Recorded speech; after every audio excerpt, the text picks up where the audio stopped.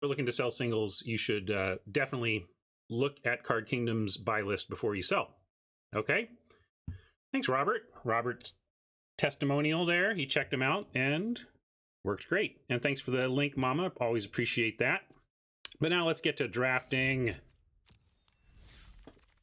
I'll get out of your way. Sometimes I remember. Treacherous Blessing. This was a bit of a controversial card when we played it earlier in this stream. Did it kill us, or did it give us a chance to not lose? Like we played this and then lost, and there was some question about whether it helped or hurt us in that effort. And also the fundamental question, though, does it on average help you or hurt you in all of your efforts? And I think the answer is a resounding yes. It has some downsides and some risk, of course, and it's maybe not even that much better at the end of the day than the common that draws 2 and mills 2 and pings you for 2, but it is card draw. But we shouldn't, we don't need to be too, fall in love with that mana symbol or that the rarity symbol. But it may be takeable here as gems. Often I'm taking this almost no matter what, because it's a collection building and gem building. So let's say there was no rares, this wasn't a rare, what would we take? I think the standout cards here include the Prophecy, which is a little slow, but I think the format is slow enough for this to be good. I haven't yet even resolved this for myself, but it just seems to do some work. And on that same front, so does the Omen of the Sea. But I think between these two, probably just the Prophecy. It's a slower but better. And then Mystic Repeal. I would take first Repeal over first Return to Nature. This has some more application, but the single mana and the effective exiling from the Mystic Repeal makes me want to take that over Return to Nature. And of course, Revoke is basically for a worse Return to Nature, but still good in that way. It still does a lot of work in this format. But we're taking, take playable gems. I'm just running through the options if you didn't. And if this were an uncommon, what would I take? Probably Prophecy, but I'm going to go take playable gems. Oh yeah, I'll check Cardboard Live. I'll just restart it. That usually does it when it's not working for people.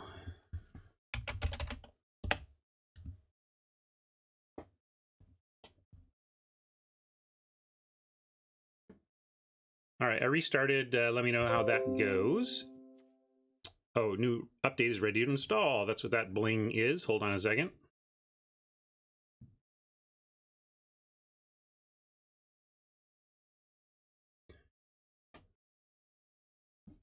Yeah, Chimera plus Blessing combo right off the bat.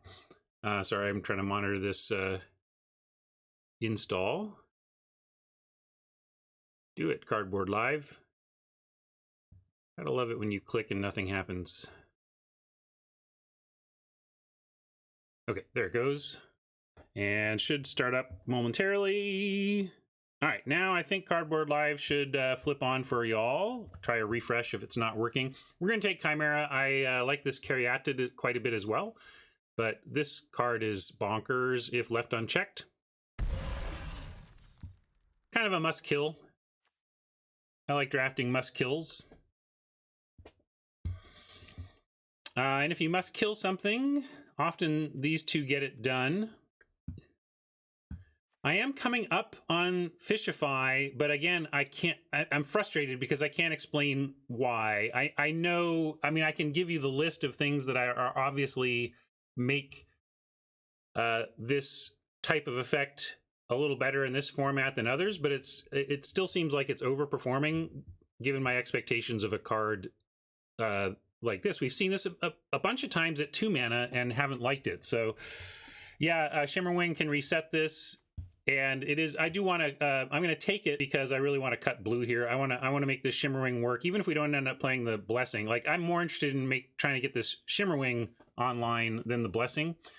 And there's nothing so much better or competing with this to make me not want to cut the blue, try to cut that blue. Although here is an Acolyte. Maybe is splashable. Heliod's Punishment is also solid, but I think the format is slow enough that this does suffer. Like, people have cast this on me and I have released my creature from the punishment and it's gotten back to work again. So this format may be a touch slow for this, but I suppose if you're an aggro deck, you would like this a little more. But this is a strong card. And, if I'm going to give you a bot update, I think where we're at on bots is lean black. That's my advice. Yeah, this Omen is also good. Be our first red card and also bounces with the Chimera quite nicely. So that's worth calling out. And maybe we go there. The reason I'm eyeing this Acolyte is because I do think the... if I had to play the bots, if you were like, what are the bots undervaluing the most right now, it would be green black. It feels like I face a lot of green black decks, a lot of black decks especially, a lot of green black decks especially, and they tend to be good and powerful. So if you're trying to break a tie, then I think you can lean into Golgari and you'll be in pretty good shape. We have Tron saying doesn't like the red blue. But man, that is a combo. Omen plus Chimera is quite a nice combo. Yeah, it's better tuned, but I think the format is just better for it. The one of the things that wrecked Eldraine so much is how viable monocolored was, so that if bots were ignoring a color, you could get a sick monocolored deck in it, and how it had the all or nothing cards like the mill strategy. If you have the secret keepers where you want 7 or 0 effectively, the bots are very bad at drafting those types of power levels. So I think that's maybe what was going on there. Anyway.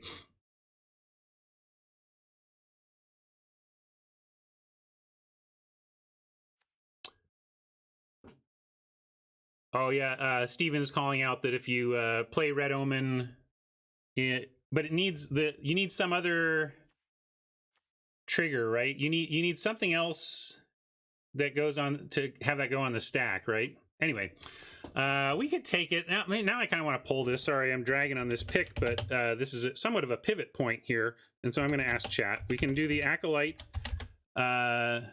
if you want to lean towards what I think the bots are letting buy the most, or we can take the Forge, Omen of the Forge, or what else are we even taking at that point? I think it's just those two, although you could, I guess, argue for a Harpy, but I think it's Acolyte or Forge, and I'll, because again, I don't think Heliod's Punishment is the card here. We're not in white yet. It does reset the punishment, so with the Chimera, but I don't want to answer every question based on how it interacts with Chimera. We do need to get cards that are good on their own.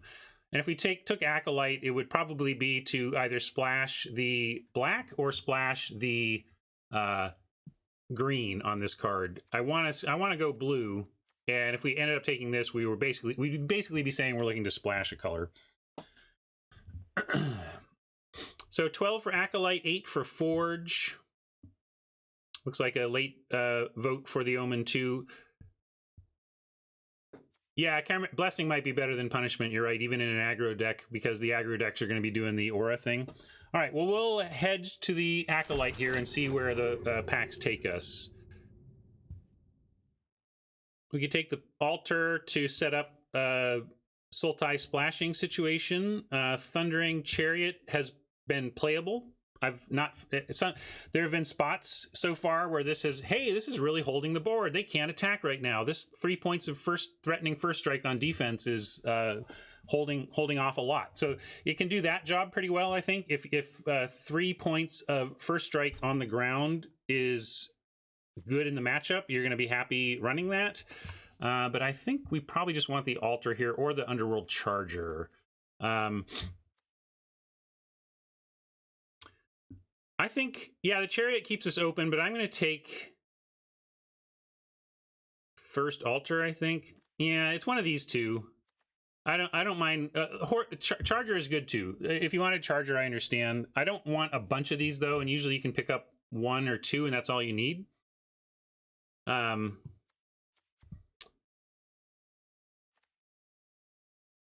It is. I think I'm going to go for the fixing. I think the oh shoot, this was the although I would take this one here anyway, so I'm kind of still glad we got the Altar, and really glad to get a late Liar. This is excellent. And this is the card I was talking about that's not much worse, if worse, than Treacherous Blessing. But obviously, Treacherous Blessing has more combo-rific stuff that can go on with it. But in terms of game effect, immediate game effect, these are kind of similar. Inevitable End. Inevitable End is solid removal. So far, it's basically every time it's been played on a creature of mine, I have sacrificed that creature. I keep stopping and trying to figure out if there's a reason to sacrifice something else and to try and make just try and pay until we can win, because that's the kind of thing you would be doing. Like, if you're not just sacrificing the thing it's on, it's because you think that you can win the game before this thing wrecks your whole board by sacrificing other stuff. The other thing, though, is like you might want to buy yourself some time because you're trying to find enchantment removal. For you have a ton of enchantment removal and a couple of soldiers, so you decide to ping off soldiers and look for that removal. All that has not come to pass, though, and so far all I've done is upkeep, sack this creature, and so I think it's pretty strong, actually.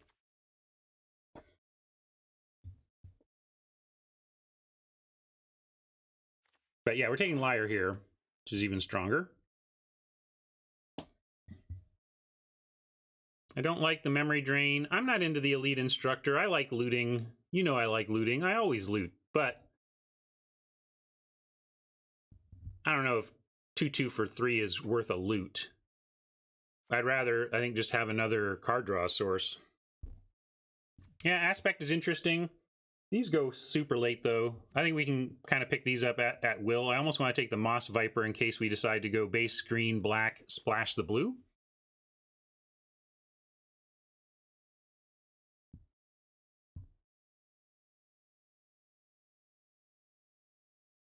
So I'm going to take the rights. Although we have a couple of these effects now, so we really don't need any more of this.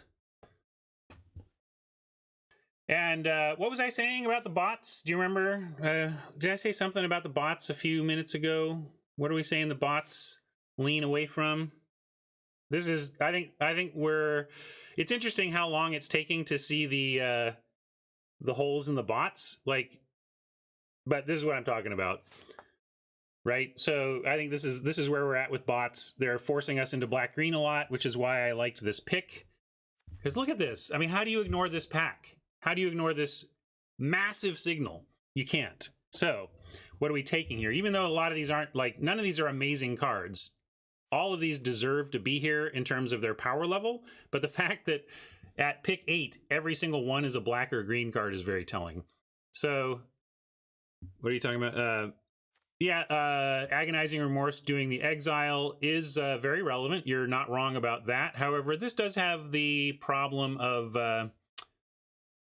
2-drop hand destruction, that it's not very good late. That's been mitigated in recent sets by things like Scry 1. Like in Dimir and Guilds of Ravnica, I was happy to play the Thought Erasure, because often the Surveil 1 was interacting synergistically with other cards in your deck, and if you had to cast that on an empty hand on turn 13, Scry 1 for 2 was a floor that was better than most in that spot. Like, for example, it's way better than this. So I hear what you're saying on Agonizing Remorse, but I'm also saying this is no Thought Erasure. So yeah, that's true. That is the value late here, that you can exile that later. And so we could take it, but then we might want to side it in against Escape. So the value you're talking about is really great against Escape. So we could take it and decide whether we're starting or benching. But I think also with how difficult it's been, I have often found myself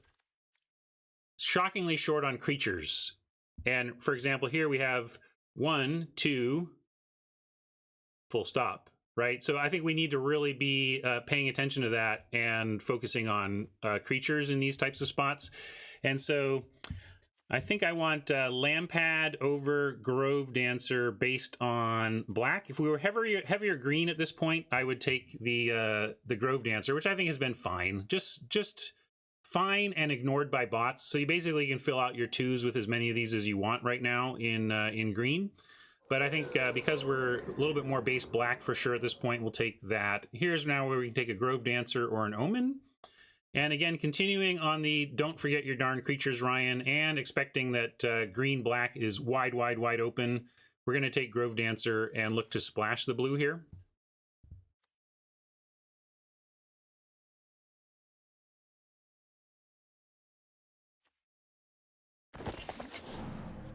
I understand Omen, Robert, but I really don't want to fall short on creatures. I'm focusing on creatures in close calls, because if I've noticed one weakness at the end of my draft so far, it's that I don't have the creature density or quality that I'm hoping for. So yeah, Robert, it's true, but also we don't like omens will come around. I need more creatures than omens, and I believe we're going to get omens. There's a lot of things we can find to bounce with Chimera. That's just like extracting value from the Chimera in this set, not difficult. I'm going to just take Vault Progress here. This is what, yeah. As many Grove Dancers as you want, like I said. So, Harpy, this is the type of anti-graveyard tech that I love in the format. Like giving yourself, okay, on turn 3 you're just going to make your 2/1 flyer, but at least on turn 7 you get to pick off their escape creature or whatever. Like that's nice. That's a nice level of graveyard hate. We already have the 1 though. Let's take another 2-drop. I want to when in doubt, take the cheaper one. We're just trying to fill out creature curve, so might as well take the cheap.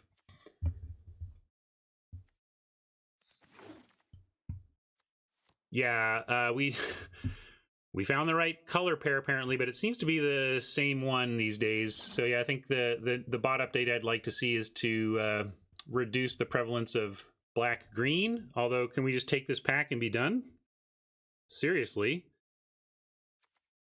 If I could just snap this up and move on, I would. I don't... Mabinap says, I think we're still open to blue, to be honest. Not with those signals. Like, in the abstract, based on just what our pile is, Mabinap, I agree with you. This pile is open to blue. But did you see what just happened at the end of pack 1 there? Like, we are black-green. I'm going to take playable gems over the final death. This also helps with splash. Keep that in mind. It's not amazing, but a 2/4 body on 3 is not the worst. It's got the enchantment thing going on. It's collection building and gem building, and it is a splash source for our blue. But I love all this stuff, and sad to see it go by. We got another on-color rare passed to us. We have a Mystic Repeal if we want some interaction. We have a Brawler if we want some punch-you-in-the-face interaction. I think I like Brawler over the rare, but it is playable gems. In a GP Day 2 or Pro Tour or whatever, I'm 100% on Brawler. In this case, we could make an argument for playable gems. But let's get some power level. Timuret, this has just been okay. I mean, it does, well, that's true. It does fill the yard. I'll pull this one because this is playable gems. I'm usually on the playable gems team. You know me, but I will pull this one because it's not just gems. It's very playable gems. It's not a bomb. Timuret Calls the Dead is not a bomb, but it does fill up the yard. And you usually get 2 zombies. I don't like the card as a bomb. It's not a bomb because sometimes you don't get 2 zombies, and that's just too bad of a floor. But it's gems and it's playable, but the Brawler is nice too. So we're looking at I'm going to call it Dead for Calls the Dead, and Brawl for the Brawler.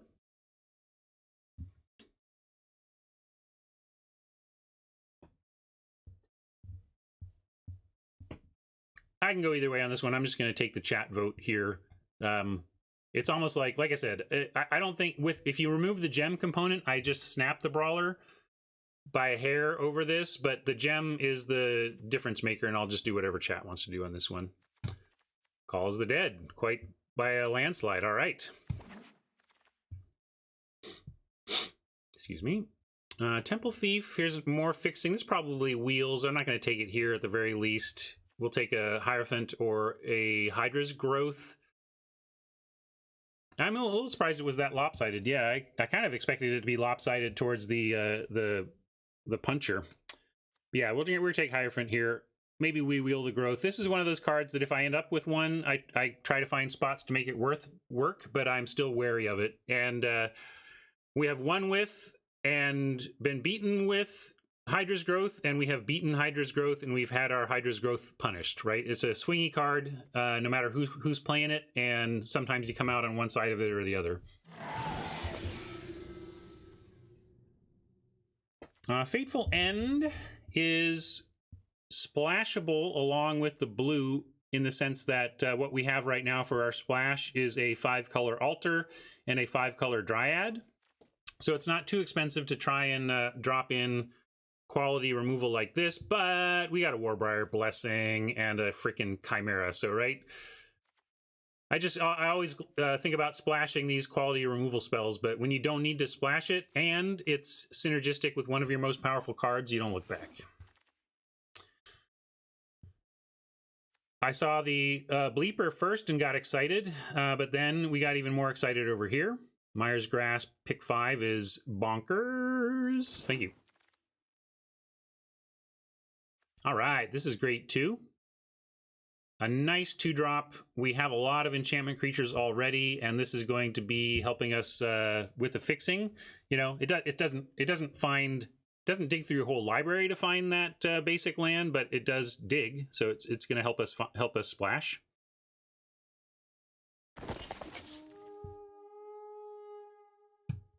Skirmisher or the 18th Rights or some Vault Progress. I've never really played this card yet, and I don't think we're going to do it here. I think our 2s are already solid enough, and I will play any number of Grove Dancers over Skirmishers. So I don't think this card is relevant, and I'm going to take Vault Progress, and we'll do it with Field of Ruin. Well, actually, now my Draft Helper's enabled. I'll see. I don't have any Furious Rises yet. We'll take this, doesn't matter. I don't think we're playing Furious Right. I don't think that's a realistic play, so I didn't really worry about that. So, generic enchantment potential devotion enabler, the Forerunner that I've been talking about the last couple weeks as being playable but frustrating. It is very fragile for 5 mana. It's fragile to a lot of things between the 3 toughness and the enchantment stat. So it's high risk play if people have control elements for it, but giving your entire team trample has been more overrunny than the overrun in the set. You know, there's that uncommon devotion pumper, and I just rather have a Forerunner than that card. Yeah, but we can just take the Omen here. Yeah, blue not only dried up, blue dried up. We had pack 1, pick 8. Pack 1, pick 8 was 100% green and black cards. So we listened. And this is what's happening, I think, on Arena Bots right now, is that people are banking into black-green, and then it's not even that these are amazing cards, it's just that they're like free at the end of a pack, right? You just have endless playables. We could take a Hydra's Growth here, but I think I like a Nexus Wardens, actually. I like, you know me, I like being able to manage Oppo flyers without using my premium removal. And a nice Reach Butt does that admirably. So we're going to take Nexus Wardens. And the incidental life gain is nice, too. Here's my enemy. Is the enemy of enlightenment. You can play this card, but I would rather just have another early drop.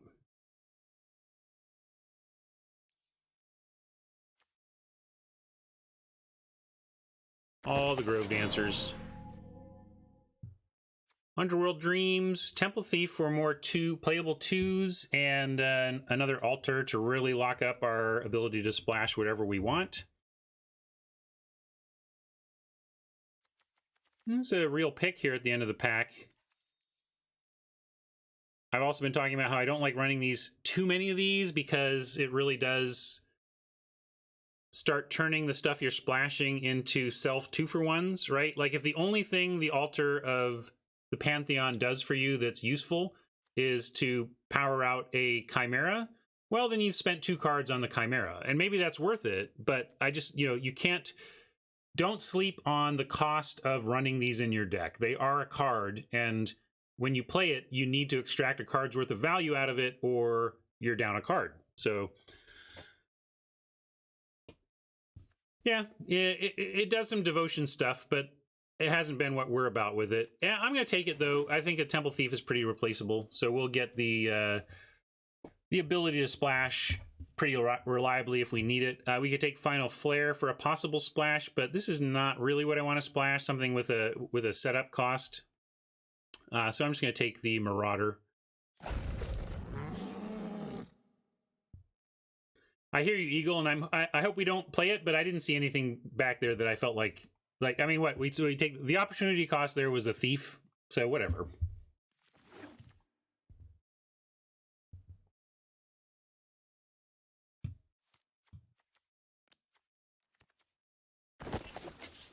You got it, Robert. Hey, we had this yesterday. It ended up doing some work in one match, but largely went unactivated. Still, there's almost no cost for running it. In this case, there's almost no cost for taking it, although we would love a Caryatid for, again, for that. This is something that's a little... I love these. These are obviously better than the Altar for us because they come out a turn earlier. They're a creature that can block if you need to. They can wear auras, etc. We're going to take the Labyrinth. We're not taking... I'm just... like, the Labyrinth is good enough, even gems aside. I think when you can get this amount of power out of your land slot, you take it. It does make splashing harder, but we really do have the tools for that, and we have some more time to get it. And also, we can treat this... We can play this as an 18th land.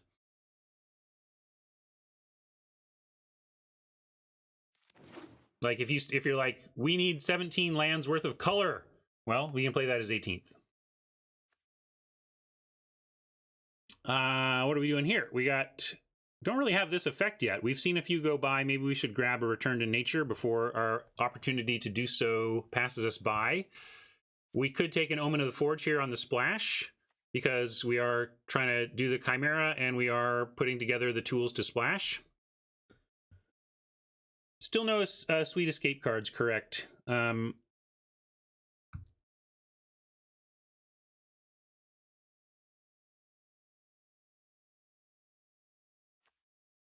Pursuit. Oh, Pursuit. Yeah, I was sorry. I was trying to figure out which card Pursuit was. This one. I think we take it their first return. And I think the second place card for me is actually Omen of the Forge. And in fact, I'm kind of almost tempted to take this. But it's probably greedy. It's Fancy Play Syndrome again to try and take cards that are just really comboing with our one awesome card. Yeah, Craig, I do too. I'm tempted because we all want to go off with Chimera, right? It's really fun. But I think this is the grown-up pick here. I'm going to be a grown-up. And see, I got... oh, my goodness. Now I got to choose. I think we got to take Drag, but this Destiny Spinner is fantastic. Really like the Destiny Spinner, but we're going to take premium removal for sure. More premium removal over more awesome... low drops.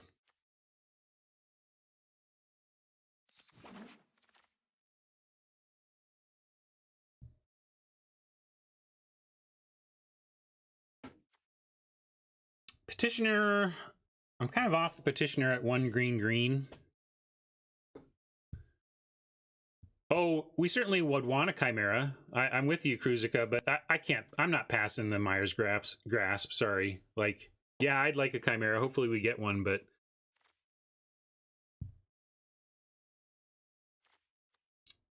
Craig, more likely, yes, but Craig is pointing, so I made this pick of Return to Nature over the Omen or whatever, and we're more likely to see returns, but also this is the more necessary. Like, this is the one I don't want to leave this draft without, so I just didn't want to take that risk. Yeah, Petitioner is slightly better with all that, but I probably just want another lamp pad. I don't know if we run 2 of those, but maybe 2. Like, I don't know what which 2s we choose to run. We got 2 plummets already in the board. I don't know if we're bringing in a third, especially given the quality removal we've managed to pick up. Like, we have 2 Myers Grasp and now a Drag to the Underworld, so we're not exactly hurting for quality removal. So I'm not feeling the plummet is very necessary. My question is lamp pad versus Petitioner. I think the lamp pad is better, but I'm going to take something else. We can take Omen, Huntmaster, or Aspect here. There's also this, but we're not. No, never doing that. Never doing this. Yeah, so it's one of these.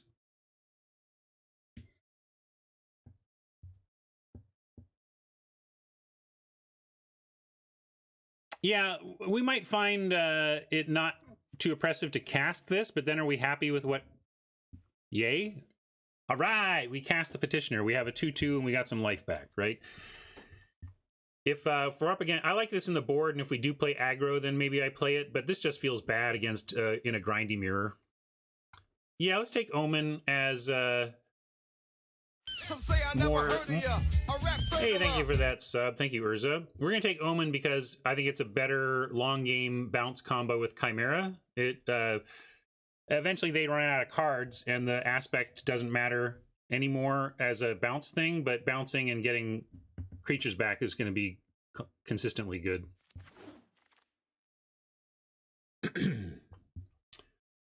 Wow. It's our buddy. I guess we take our buddy over Chimera, given how good I've been saying he is. We can take Siona and splash her pretty easily, and probably might even do so. So let's take Siona and we'll check those numbers. I'm going to take Omen, if possible splash there. Probably not, but possible. Here we can take an Agonizing. Relentless Pursuit is good, but we do have 2 Funeral Rites, which approximates a Relentless Pursuit pretty exactingly, and also we have Treacherous Blessing. So we kind of have the 3 mana draw some cards thing well handled East, so I'm going to pass on this, and we're going to take an Agonizing Remorse. We might not main deck it, but if we do face the deck that has the Trawler or whatever, we'll be happy to have a Remorse to bring in for those tough to deal with bombs. Minions Return feels a little fancy play to me, but boy, do we need another Grove Dancer? Probably not.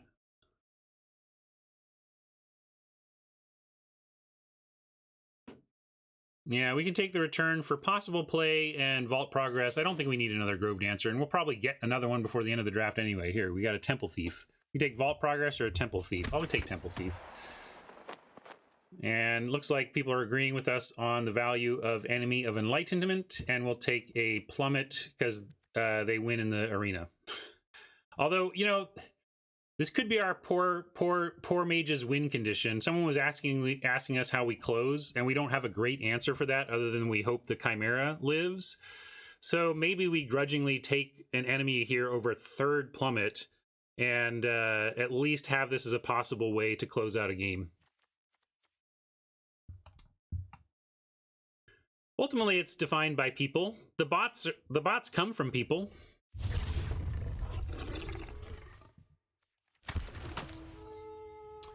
Got some grind today. Man, that reminds me that I've actually been failing to update my results. I'll do this one though, because the thing that I forget the most are the little gem grinds here. But if you have not seen it in a while, you can check out Yield spreadsheet, and I will yeah, missing much of late January here after the 22nd, but we'll get this updated soon. In the meantime, I'm gonna get this one in today.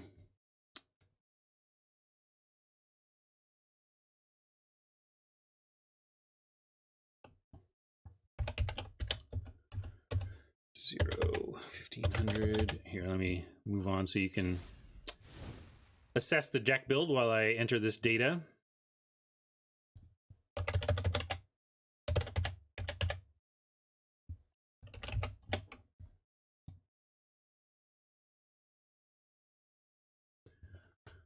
Okay.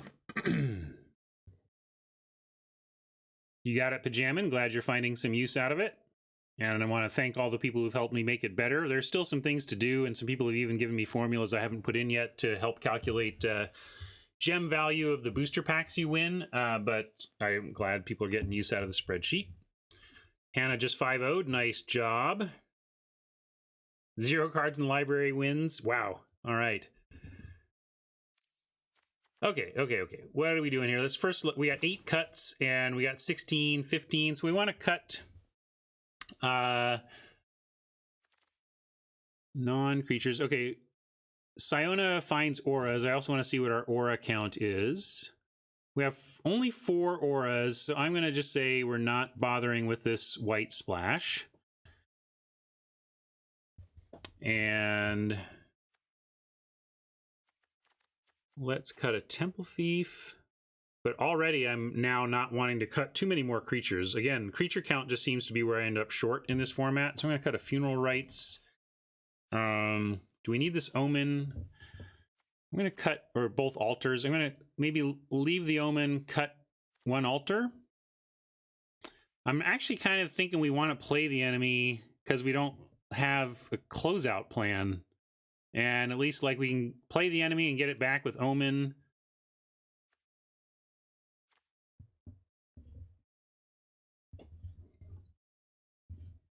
Yeah, we could cut a Dancer. Go to 13 creatures, though. All right, what are the... I guess we're never cutting Liar. We're not. So I'm just looking at cards that are not creatures and are not the hardest for removal. Like, I think we cut Ichthy here. Even though the Chimera can reset it, I don't think we need to do that. I think we just want to splash the Chimera. Yeah, Mabinap, 4 isn't awful, but I wanted to see like 6. I think if you have like 6 good auras, you're happy to splash a Siona in this deck, but I want to know we're going to get an aura out of that, and I don't think we're quite there.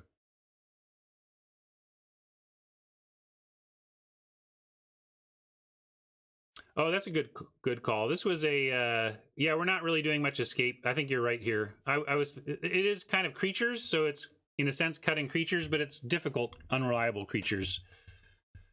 We do have the Omen and the Dryad. Is that going to be enough? Omen, Dryad, and a single island for the 3-card splash. Yeah, maybe we can risk that.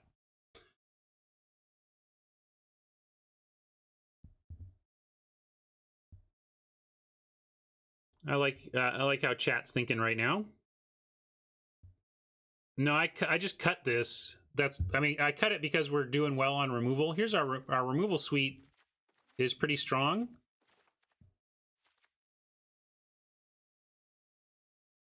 And in one case, we can repeat removal. So, and this is basically removal as well. I'm wondering, we could cut one of our 2 card draws.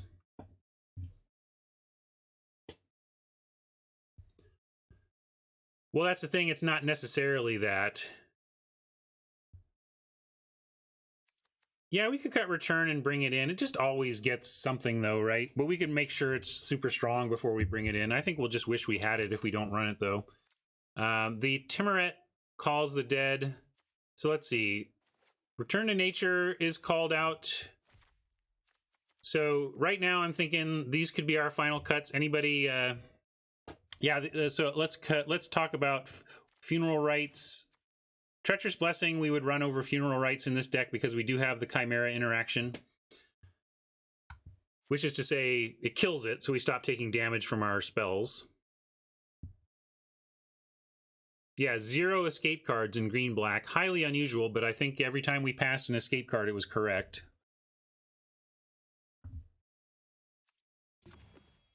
We have 16 enchantments, but a lot of those are enchantment creatures, which double up. They already worked as creatures. To try and win, I do not like this card, but like, let's say we cut it.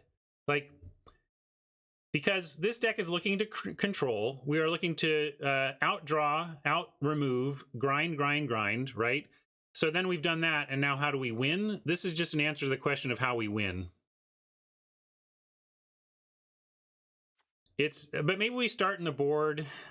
I do hate it. I'm not proud that this card is in the deck, but I am all about filling out jobs, and we don't really have the job of closer filled besides our deck itself just being able to attrition you. Like, classically, like a question my buddy Adam would ask about decks like this a lot if I would show him, would be like a deck like this would be like, well, how do you win? How do you win, Ryan? And often with these types of decks, the answer is just attrition. The answer is value.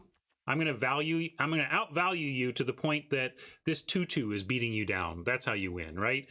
But that's not super reliable. But I do think this is a reasonable answer to that question.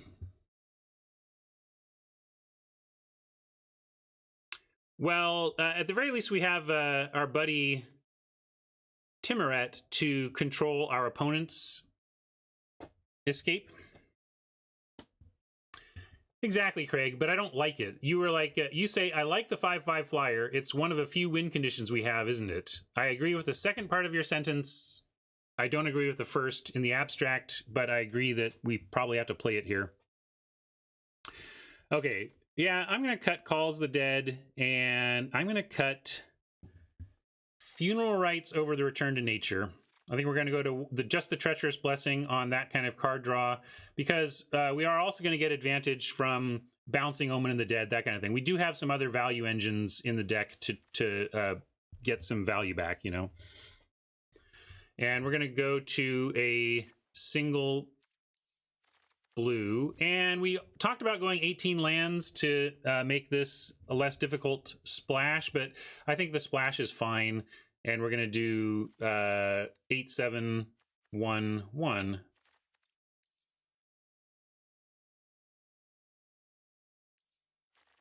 Eight on Forest over Swamp, despite Timmy, because we want to be able to cast the Omen if we need to.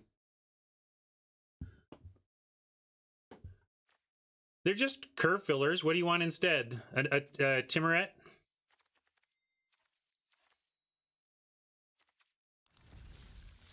I've run 4 when I needed that many 2s.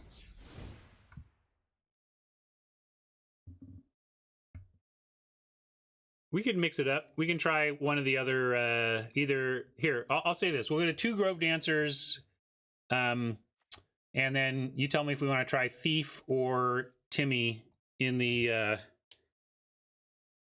It doesn't matter. That's not the point, Pajama. Like, they're like...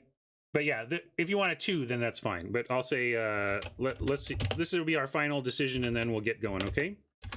So you're going to go Thief or Dead for the Saga.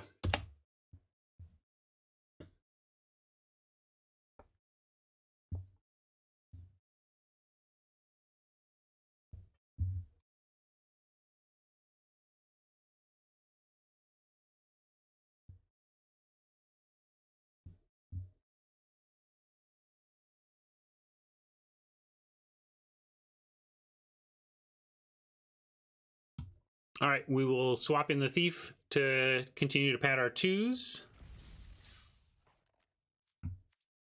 Mensch, I think you're over in love with the Saga, though. If we had a single escape card, I might be on your team there, Mensch, but we have 0 escape. Like, filling our yard does almost nothing. But Fishify is a reasonable also call out, but I just think our removal is fine. Oh yeah, we didn't name the deck.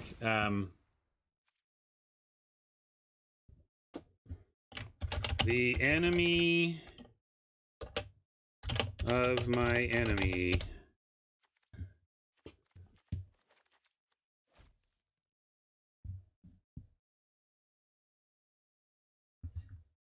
Which blessing?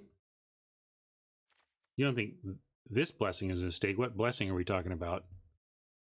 Oh, this blessing. Yeah, no, this isn't a mistake either. You're just trying to start a fight again. I know what you're up to.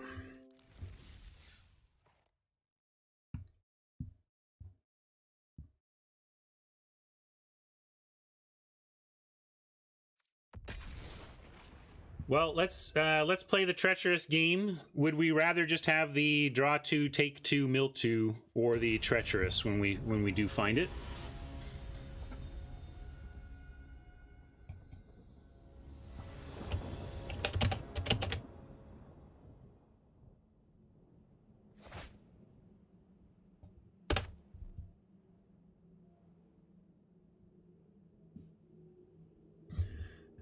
Can't keep this. Boo-hoo.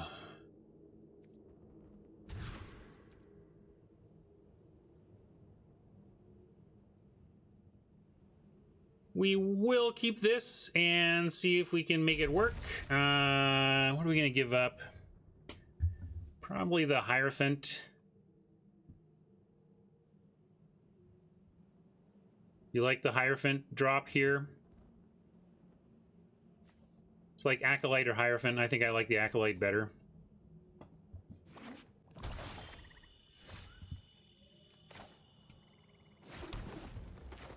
All right, found our swamp. That's good news. Right now, looking at a first play on 3, but all right, we even found a 2-drop, which is nice. I mean, we have a million of these, so nice that we found one.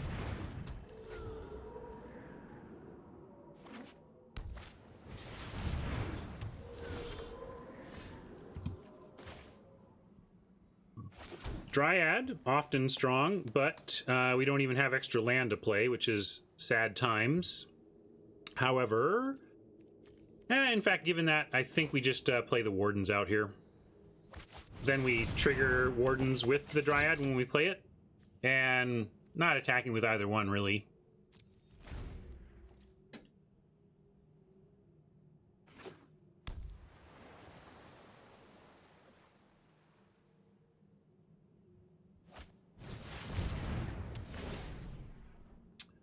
Well, that hurts a bit, but this gets permanence back, so I think what we do is we drop the Blessing, and maybe even this Dryad, and then we find some land, and we Acolyte back the Blessing, and we can play the Lyre and get refill our cards. Although maybe we drop the Lyre as something we're not going to have a lot of time for if we're pinched on mana. Still, it's so good, right?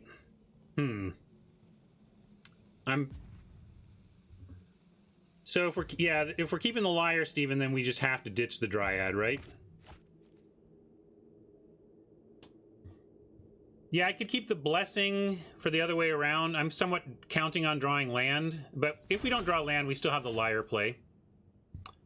We do have this play too, but it's not worth it on this board. I'm just going to drop the Lyre.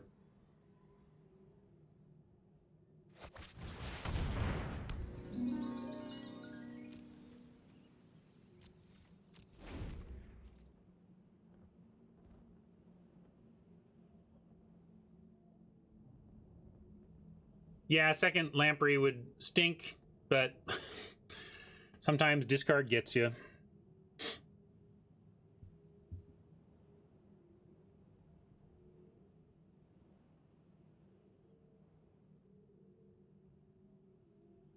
Oppo in blue-black says a lot about the safety of our enchantment creatures.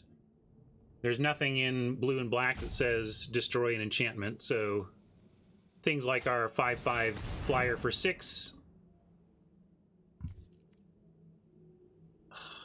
Cereal. Well, I bet you they take the creature. I don't think they... We'll see. I'm curious what Oppo will take here, because I would probably take the creature. But it's fine, because actually what we want is the other one. But what I really want is a land now. Help us out, deck. Give us a land. Not quite.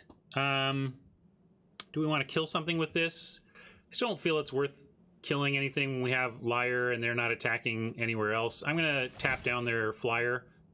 Lyre flyer. Although, we have... There's not even really a need to do it now. I was just trying to do it while they're tapped out or whatever, but maybe they play an aura that makes that decision for me, so I'll wait. Yeah, main phase so they can't pump Rocky was what I was thinking, but they're blue-black. What are they doing to pump, and what's the real cost? I'd rather make them have awkward aura choices, because now if they do have auras, we get to tap in response.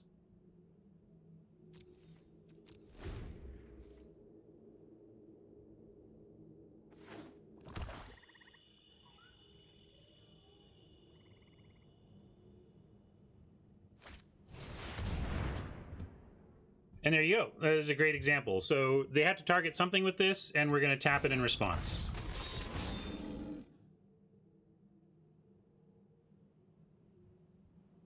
Or if they go with a flyer, we just let it happen, right? So maybe it didn't matter because we were going to tap the 2/3 almost no matter what. But I still liked waiting in case they did go for some mega aura on the Harpy.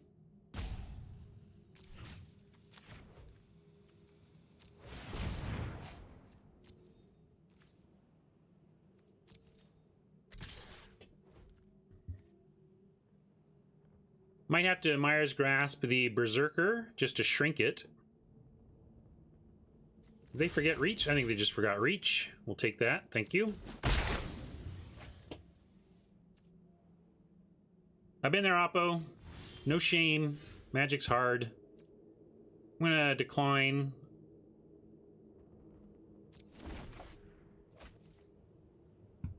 Can't find our third land.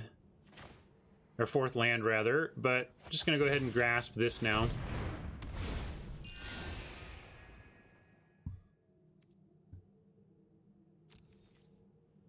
And with that, can send... I'll send the Lampad. Leave one back, send one.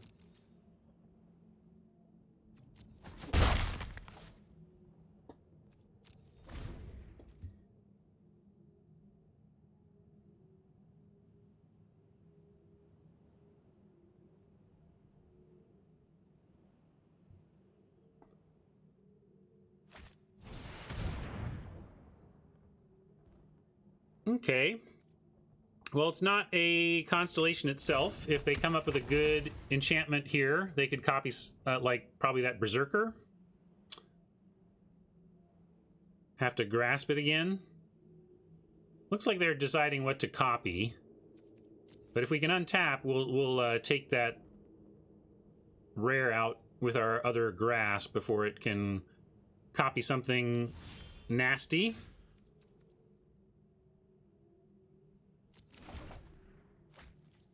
Yeah, I don't think this is very good, but a little too much setup, and then you're reliant on what else is out there, right? It's a hard thing to make happen, and then, well, not hard, but there's work. Like, you got to jump through a couple hoops to make it happen. There happen to be a lot of those hoops in the set, but that still hoop is there. And then you are reliant on whatever the best thing on the battlefield is for how good it is. That being said, I don't want another rage-scarred Berserker on the battlefield, so I am going to go ahead and grasp it.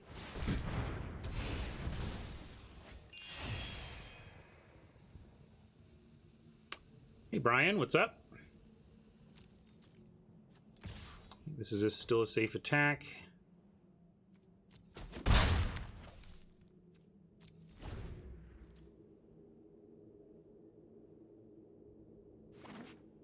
Yeah, we could have relired the clone, but I figured we're just gonna be needing to put the lyre on different things, so we just eventually unlock the clone, so I just figured killing it was fine.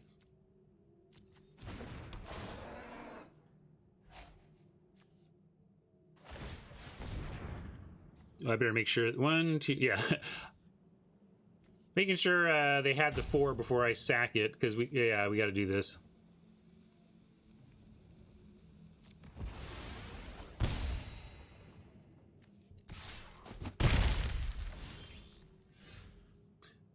Now, do we want to do Lyre Tricks? I still don't, because I still just want to use... We're going to be trying to use the mana in our hand. Wow, do you remember long ago when I planned for my 4th land on turn 4 and how the game would unfold from there?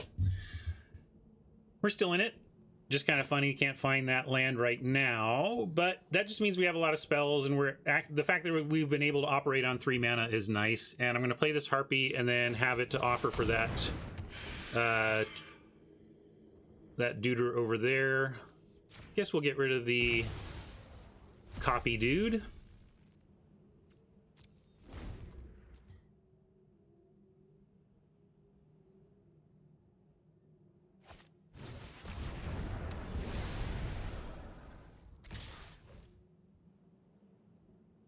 Huh, all right. Well, I don't know what this attack with this thing is about, but we're gonna call their bluff. They've been attacking pretty recklessly, so maybe we just get it. Or maybe they want their graveyard full, I don't know. Oh, they want to do that? That's fine too. They want to re-favor. This is all fine. We're still going to decline this though, because we're going to draw our land now. Ready? Here it is. Yay! We're in business. Finally. That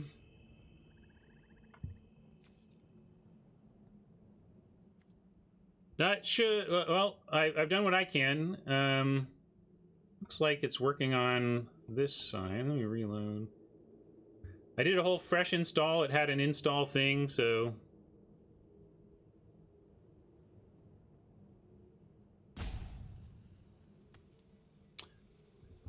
All right, what are we doing? Yeah, we can get some cards with the treacherous. That was always the plan. Should we do that?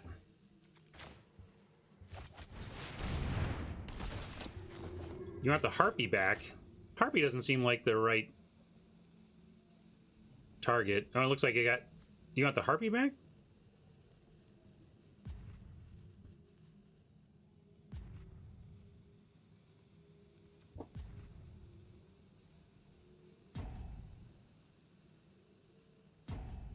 Because we also could just get a Grasp back if we wanted.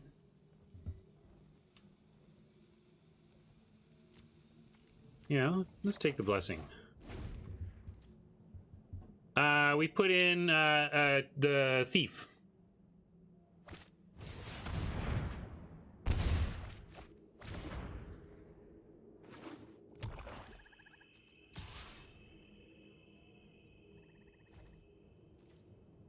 I'm fine with this trade. This back in the yard could get back with our Omen, so let's make that trade.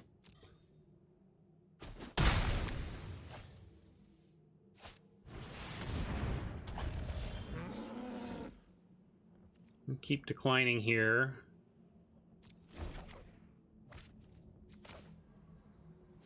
We go Blessing and have Return to Nature for the Marauder. That leaves them with one card, us with a boatload. And a pretty healthy life total. I think I like that. And then we Marauder next turn. Yeah, we're gonna Nature first so we don't take the ping. Rocky doesn't like the Nature. They might... Mogies? What do you mean? Oh, to try and make the thing bigger? It's okay. Like... I'm just doing it.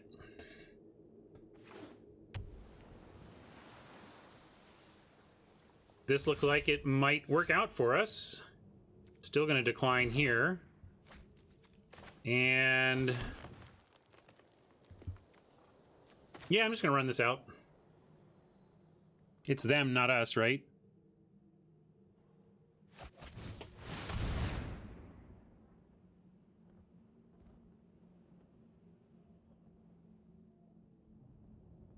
Both? Each player discards, but the enemy only shrinks on their hand, is what I meant. 3/3 on their turn. That's fine. For now. 3/3 flyer, then a 5/5, then a 4/4 flyer, then a 5/5 flyer, then a 4/4 flyer. You know, whatever. It goes around.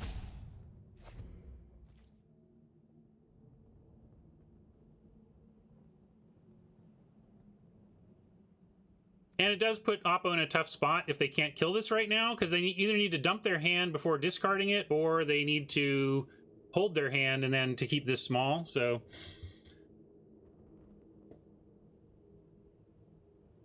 Draw 4 would be a hat tip moment for sure. Draw 3. They just need... oh yeah, if they spend a card and draw 4, they would just kill it.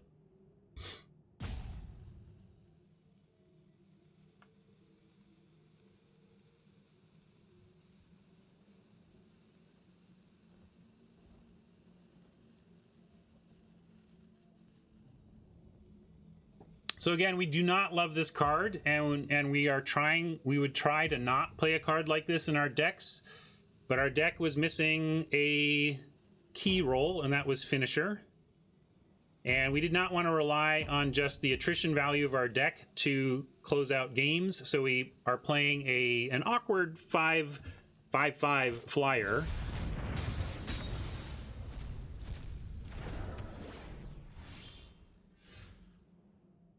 That's a bold choice. I'm going to decline.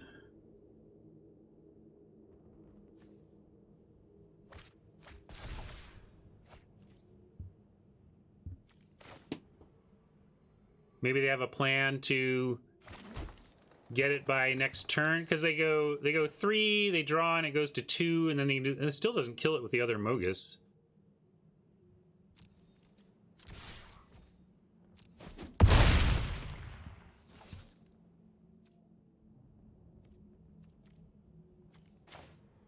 Do this, we get both. Okay, so we do have both available. We'll just throw the Marauder down.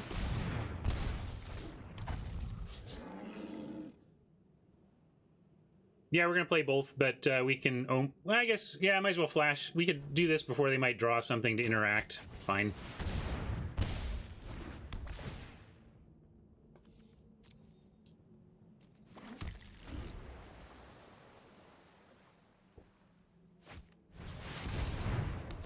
Ah, there we go. They didn't read it wrong. They were going for the solution they had.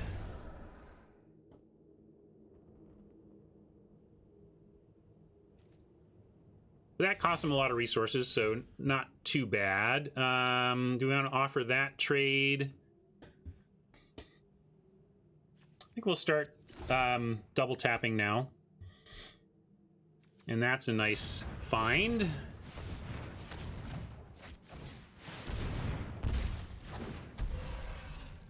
Yeah, we could have upkeep Scryed. It's obviously working out for us that we didn't, because now we can eventually start bouncing the Omen. Here's what the blue is for. You're not Bat Meme? You don't splash for Chimeras? Have you read it? I've read it. I don't always have it read, but in this case I've read it and I like it. No, we can't draw 3 every turn. It'll kill it, but that's fine too. It'll stop hurting us when we cast spells. I think so.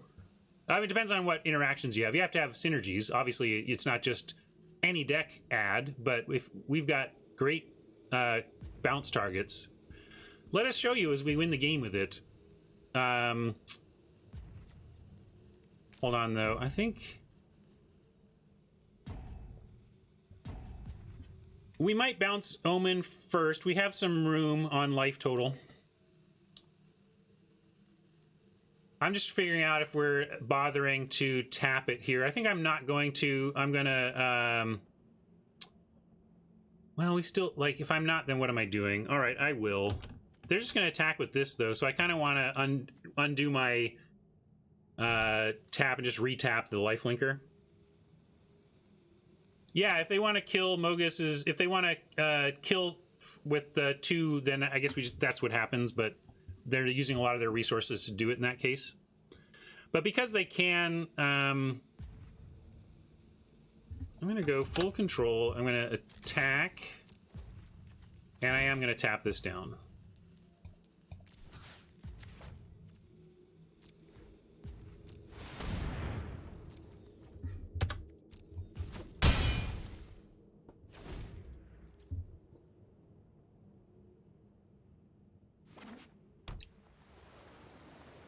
I think they go double Mogus here because they really can't afford to let that Chimera untap. I'll put on a upkeep stop just in case.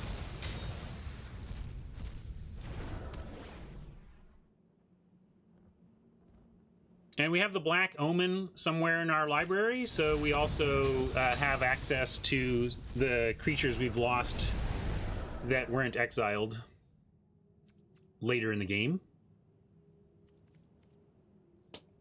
But I might now do an upkeep scry.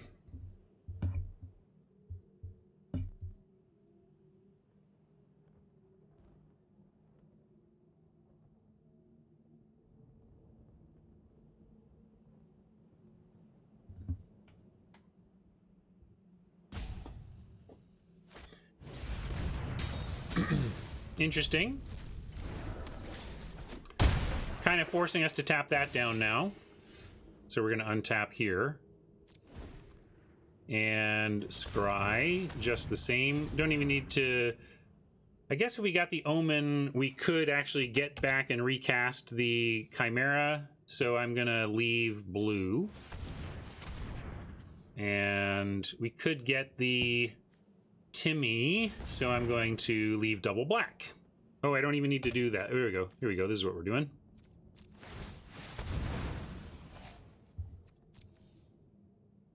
All right, there's the Omen, and we're going to put the Temple down. Although I guess any creature might be worth keeping at this point. Yeah, I'm going to keep all action because we're in a very attrition-y spot where just non-lands are what we want to see.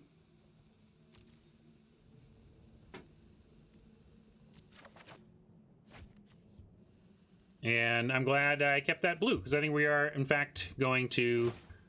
well, I can wait. They don't know this is here. I'm going to attack. And I'm going to pin down Naiad while they're tapped out.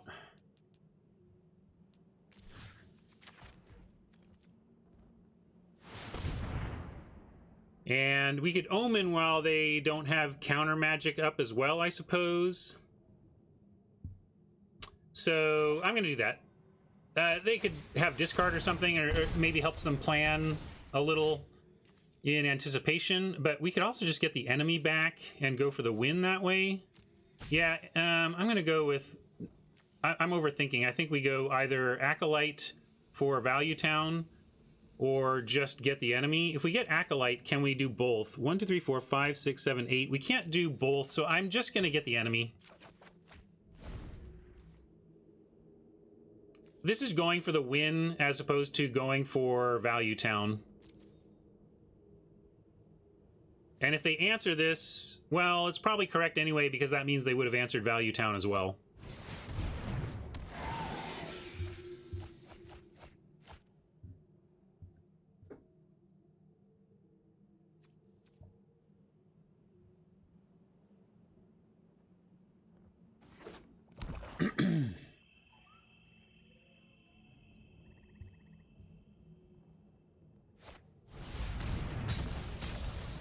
Acolyte into enemy has the enemy attacking a turn later. And look what's going on here. Like, we don't have that kind of time.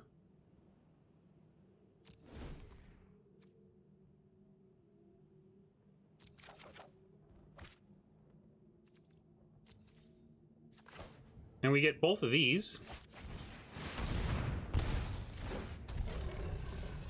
And we have to stop casting now.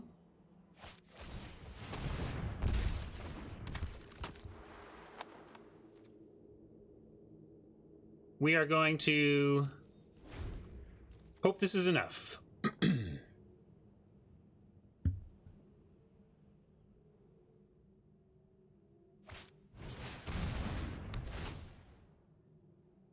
Looking for answers. What we want to see here, obviously, is bottom, bottom.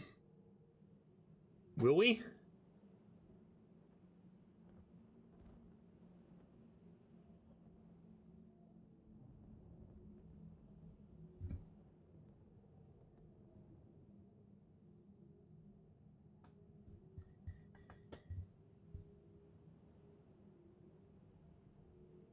Well, long tank is good, and we got the bottom bottom we wanted to see, and now hopefully exploding dragon.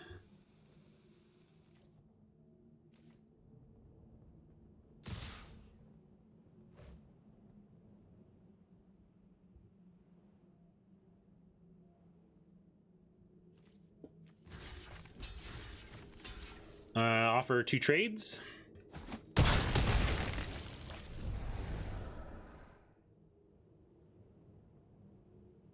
It does potentially give them fuel for this, but favor doesn't actually help them on the enemy, so no biggie giving them favor. The question is, what is this card?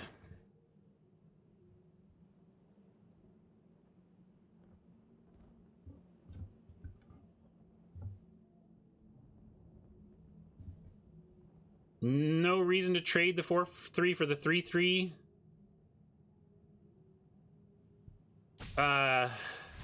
Well, we would go to 1.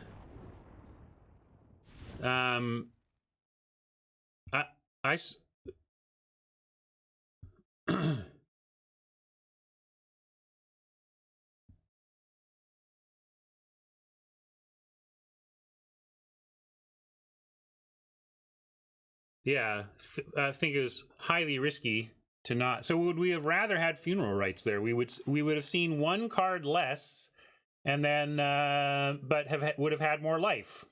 Hard to say whether some extra life cushion would have been better. But also, we could never have even gotten this back. Think of that. You know, we did get back card draw with Acolyte, so.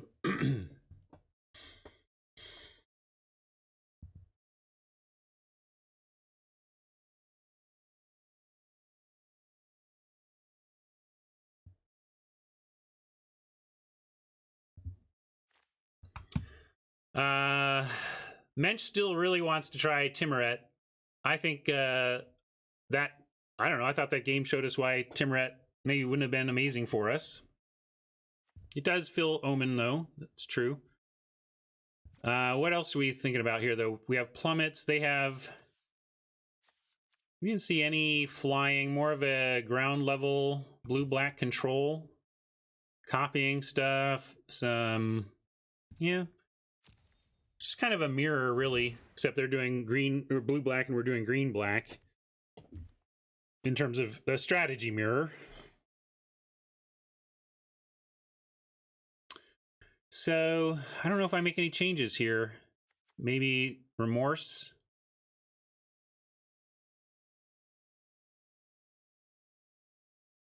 I'm running it back right now. I don't see any changes that are obvious to me.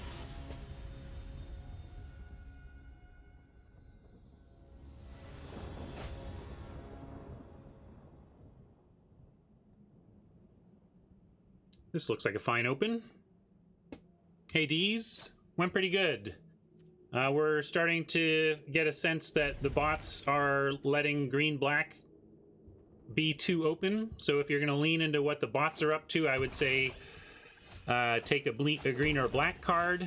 But it's not as absolute as it was in like the Secret Keeper times where it's like, look, if you just force the Secret Keepers, it works. You know, we're not in that place, but I think we're starting to see that the bots undervalue black especially, and green-black in particular.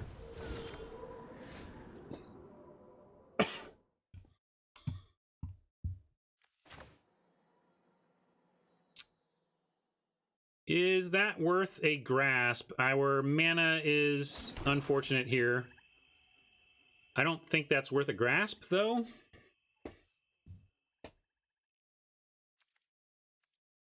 Sad.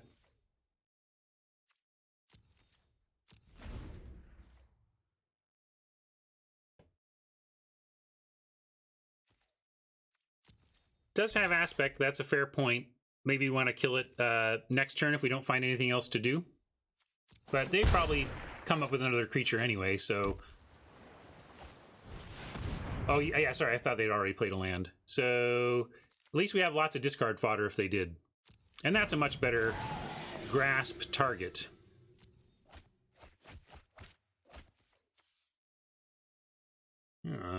Nader Kraken is out of our way, but they could find that back with some graveyard digging. Hopefully they don't. Oh boy!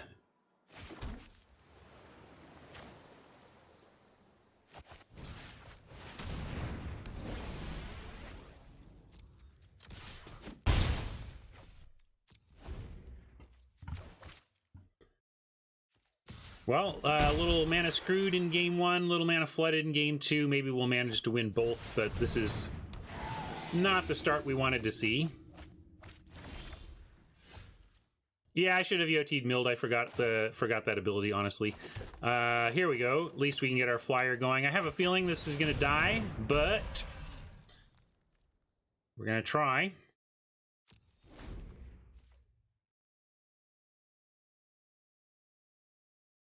Don't kill it!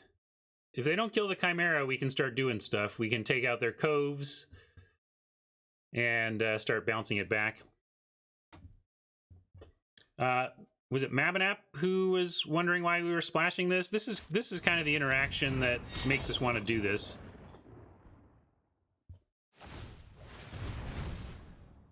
But you should still do it. There's very, we do have Omen of the Dead, so milling is not useless, and we do have the ability to gain some life off of it, so that's not useless. And it's unlikely that we're going to lose to decking, even though this is a pretty grindy matchup. So I think you go ahead and do it when you have the mana. It wasn't a big mistake to not do it, but it was, I think, a mistake. Yeah, this is rough. It almost just, yeah, the spear is going to be tough to beat, but we do have the naturalize effect in our deck, so we're going to try and find that.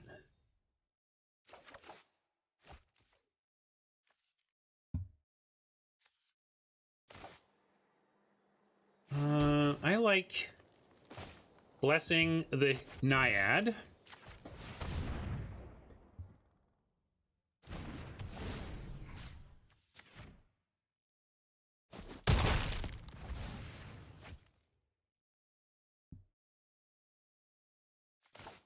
And we will go ahead and shrink it. Now they can't move the Shadow Spear off of the Hierophant without killing it.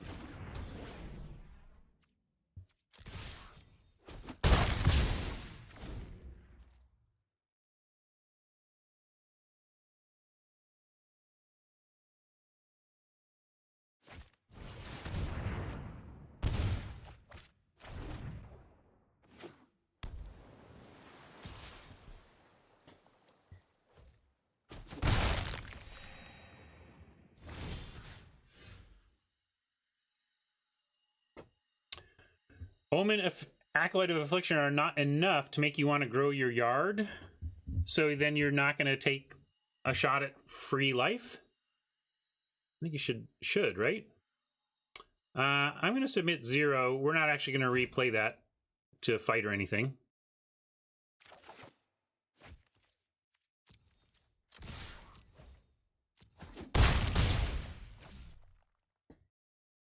Why do I want to bounce it? So that I have it for later. But I mean, they're playing things like Myers Grasp as well, and I think it's quite valuable that it has 4 toughness right now.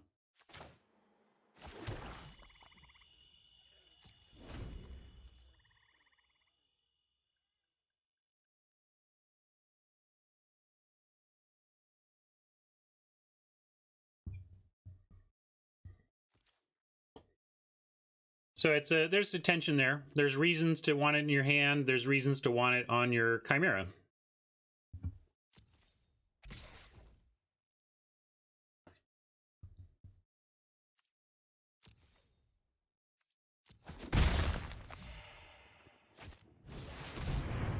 All right, they're digging. That's probably good for us. Depends on whether they come up with a follow-up play here, really. No, they got the mana for it. Let's see what they find. Drum roll.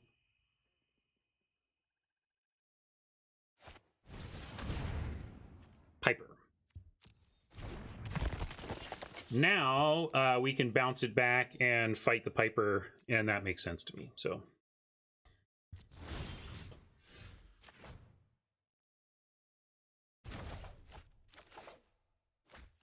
Hey, Timmy. We're gonna F them up. I'm glad I finally get to do this to some people.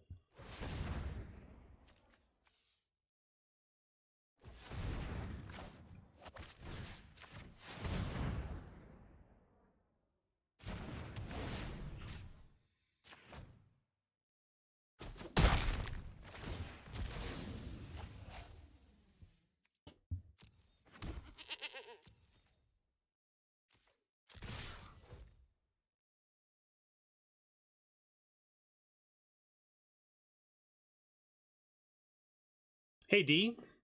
Glad you made it today. Welcome. I don't know, maybe you've been lurking, but welcome to chat anyway. Let me think about your question in just a second.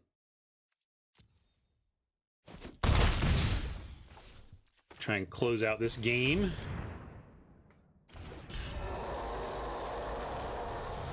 And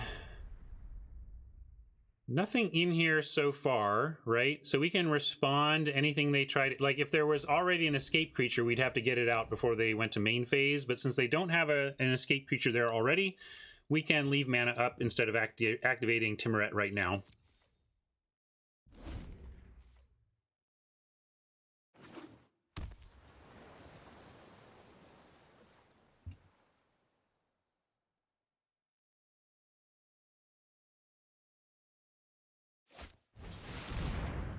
Gray Merchant is going to get us for a nice drain, but not a devastating one. This is okay.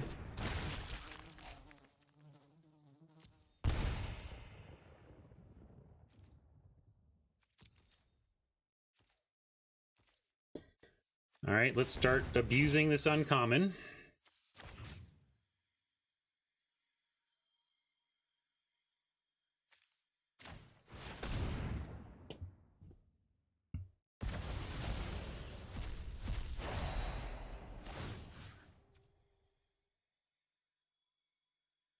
This was a mistake, Wizards. Shouldn't have put this activated ability on an uncommon in this set.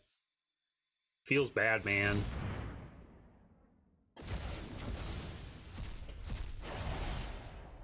I mean, for them. Feels great for me right now, but I have been more on the feels bad side of that card than the feels great side. And let's see, are we fighting anything here? I guess we can just fight the goat at the very least. We got nothing but mana for days, so...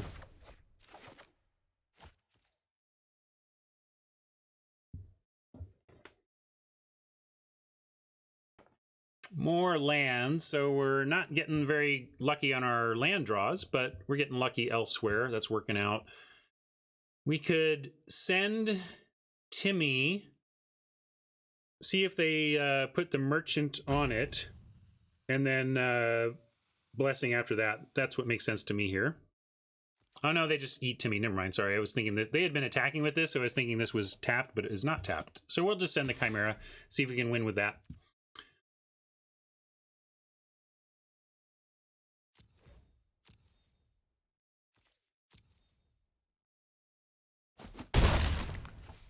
And it's not huge value, but I will go ahead and take out the goat. Or try. They have cards in blue mana, so this is conceivable that it wouldn't work, but I feel like they would probably have used it already. Well, Piper just gets eaten by gray in a way that... And then we can trade with it, you know, but that...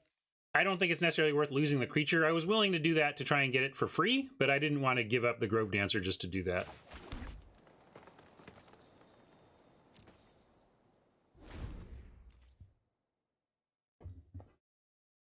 They come up with like another Gary or a bleeping bleeper, and suddenly our win condition is missing. And this is the trade-off we were talking about. But who knows? Maybe because of having the Warbriar's blessing on the Chimera consistently, they weren't able to play this earlier. You know, nothing we can do about it, right? Nah.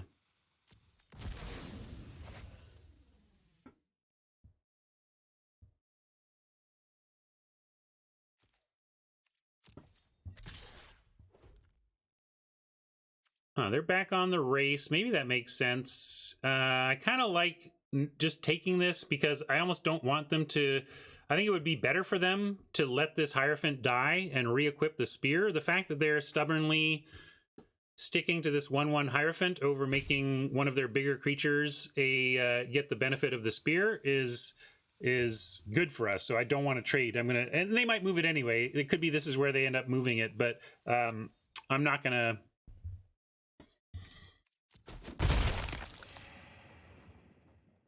give them that trade.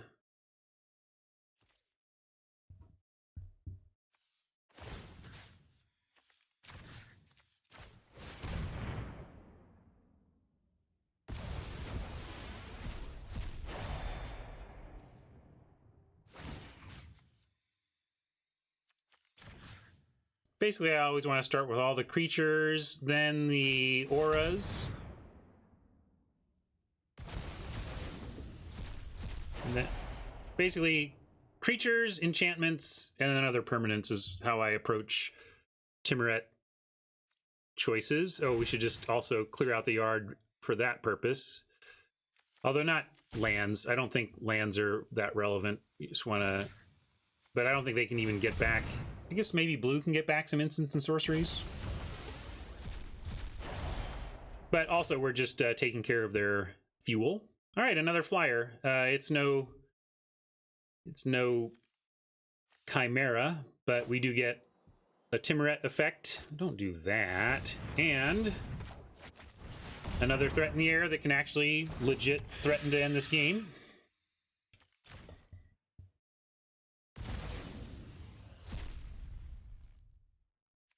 I'm gonna hold, let's see, 1, 2, 3, 4, 5, 6. I'm gonna hold this land. No, I'm not gonna hold the land.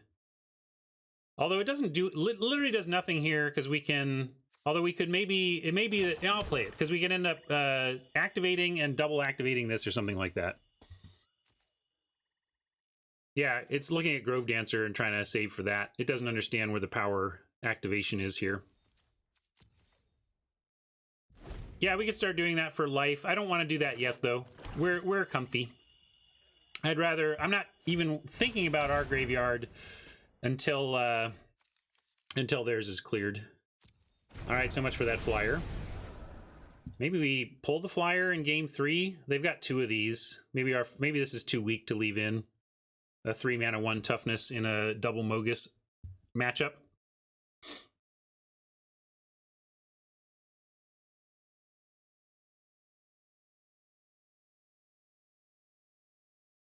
Yeah, as soon as I get priority, we'll get that Mogus. So they basically have to use this Mogus right now, or we're gonna get it. But they have a window here to use it.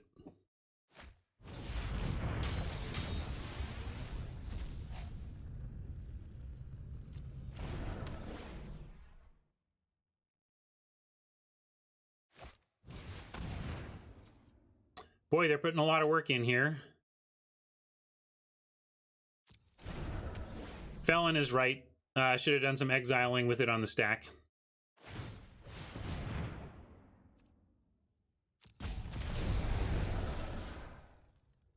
Oh, I didn't realize that was going to happen. Sorry. Good play, Oppo. I just biffed on that one. Didn't see it coming. Well, now we're going to take this and try and find some action. I mean, I'm not trying to find action by milling. I'm just trying to gain some life.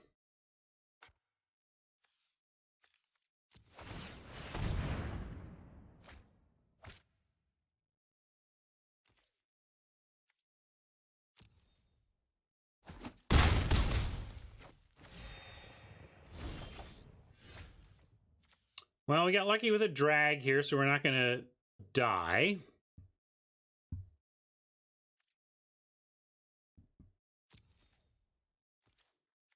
Hopefully that'll be, you know, I was talking with my wife last night as her place of business has really tried to embrace a mentality around mistakes of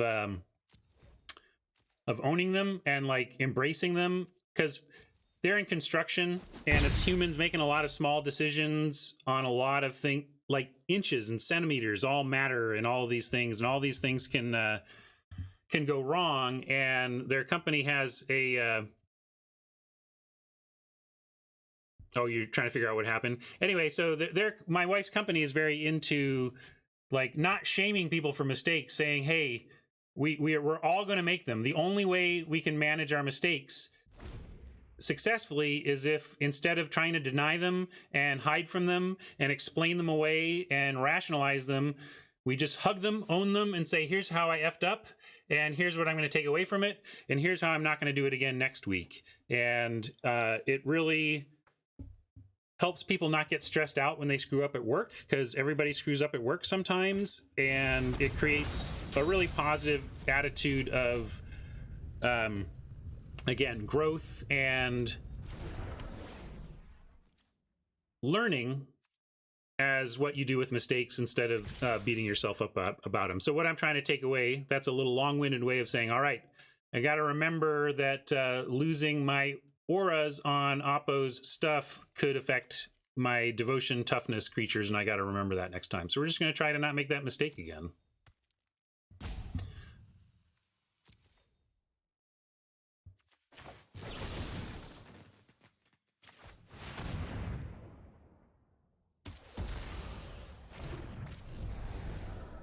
That's fair, Guru, but it's still the right attitude to have it publicly and upfront to, you know, and also, I mean, the right way to handle that. Like if you have an employee who's making so many mistakes that their job is in jeopardy, hopefully there's a nice long runway for them to correct that, and they do that as well. So if you are making too many mistakes, they work with you to try and correct instead of just shrugging and tossing you out.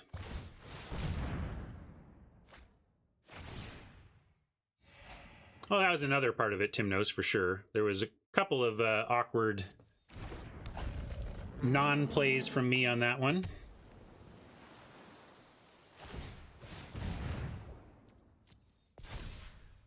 But we're really struggling here. This Shadow Spear is going to get us unless we can find our...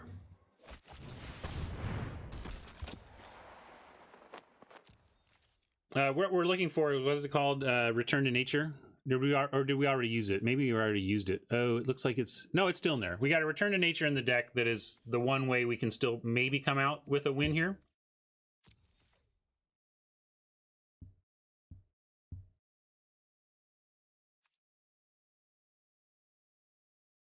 Yeah, Wang. Well, it's like it's a little column A, little column B, right?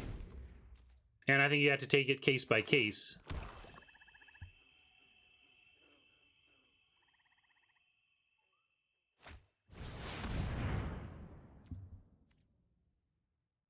Yeah, Outlook was bleak already, and now it might just be, let's move on.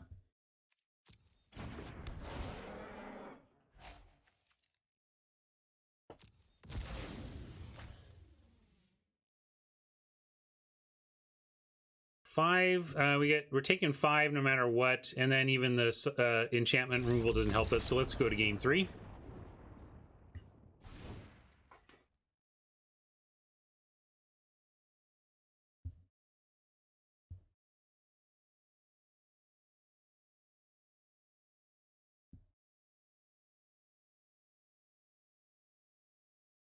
Because I was scooping. There was no follow-up draws that could save our game there.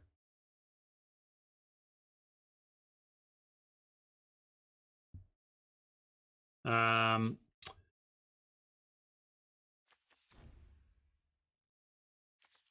with more clicks, right? Do we learn anything else? We learned about the sick equipment. Maybe, do we have any other thing that says artifact on it?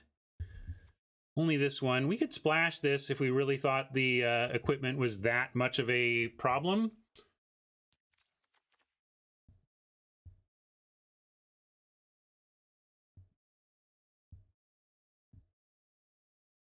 Which favor? Oh yeah, we want to cut the I want to cut this Harpy. Harpy too weak to their removal suite. So then we could bring in, all right, look, I'm gonna get Ubermensch to shut the hell up. I'm kidding, Ubermensch. Keep, you know, you're not doing anything inappropriate. Do we want to cut anything else though for... Yeah, like...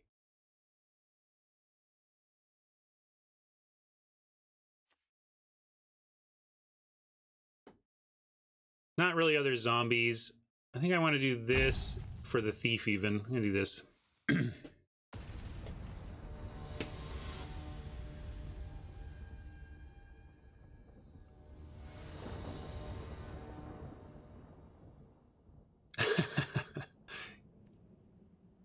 Nobody's going to catch Dionysus's record for timeouts. D is the timeout king of this channel. And I remind me after the match, D, and I'll try to get back to that question you had if you're still around. This looks good. Treacherous Blessing. This has been a controversial card. It's been a controversial card again today. But we're going to see how it plays. I think it's playable, but it's obviously a very swingy card that can go horribly wrong, but I think it's got the upside to play.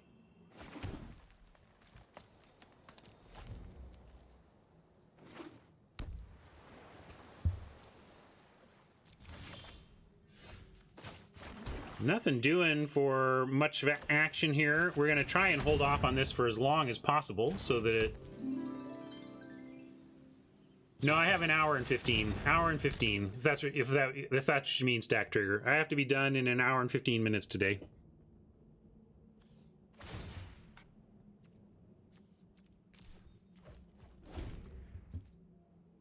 Funny.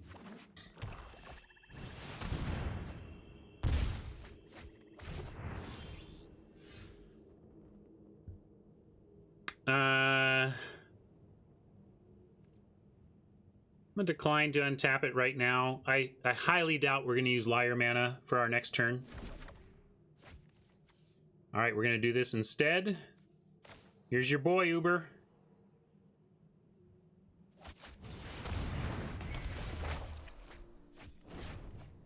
All right, found an enchantment.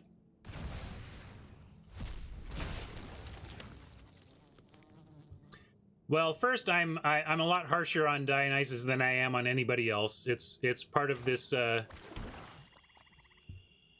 channel's flavor, is that I snap mute Dionysus when I feel like it. He's a good sport about it. He likes the attention, I think. But the things in which I time him out for tend to be just not saying the same thing over and over again, or I don't like it when people lobby for punting. Like, decide as a punter, don't, but shut up about it, you know. But D's a good guy. I'm glad he's here. Yeah, self-mute for channel points. Let's see. Nothing to Omen here, so we're just going to our turn. Now we could untap. Now I'm going to take this action, yeah.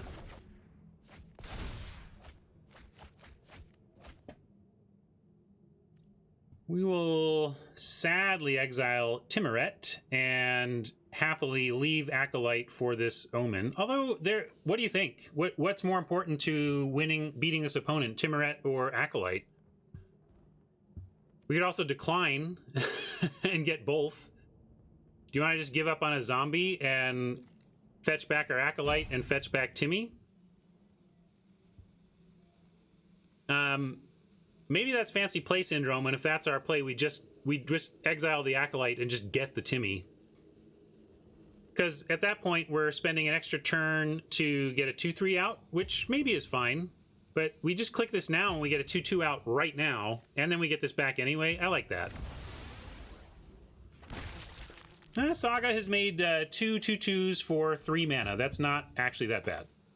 And we're going to do this. And since they're blue, I'm going to go ahead and main phase the Timmy recovery. And we'll offer this trade. Maybe should have started by offering the trade, but got caught up in my assessment of the turn. But that seems great to me. You know, I think score 1 for Ubermensch, that although it was risky, Uber, you had to, like, there was an argument for me not even running this out on an empty graveyard. We could have biffed, and if we had come up with no zombie on the first act on chapter 1, that would have been pretty bad.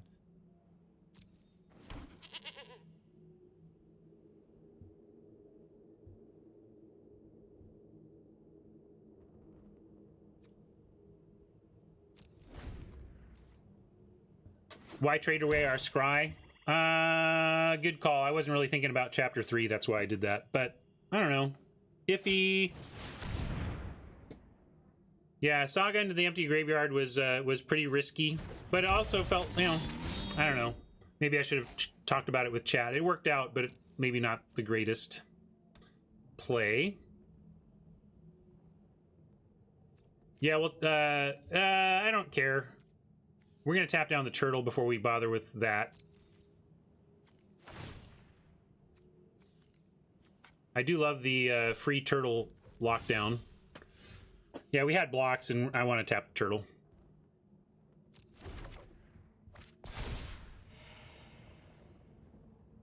We want Omen. Gets us our splash color. I think I'll keep the Omen.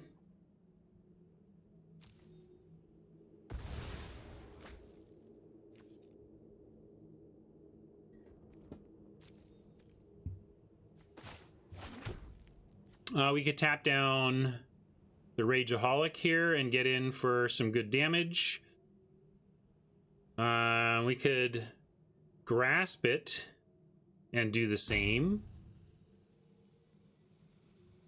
We grasp it, we get a 2-1, and we could offer it for the token, and then again, I'd be okay with that. And then we could still get Timmy after. Yeah, let's do that.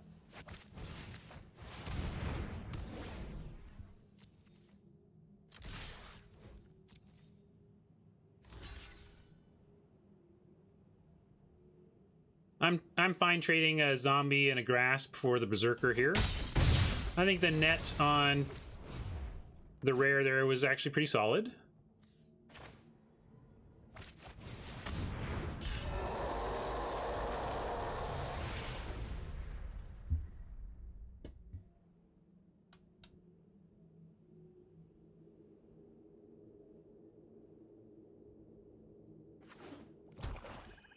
This is kind of like that 1-3 for 2 in Dominaria common that I don't like, that where the additional land on each of your turns just does not seem to come up very much in limited. You just run out of lands really quick. You dump out your lands, and then this doesn't matter at all. Ooh, ouchie. We'll tap it down, but this hurts. Not gonna lie.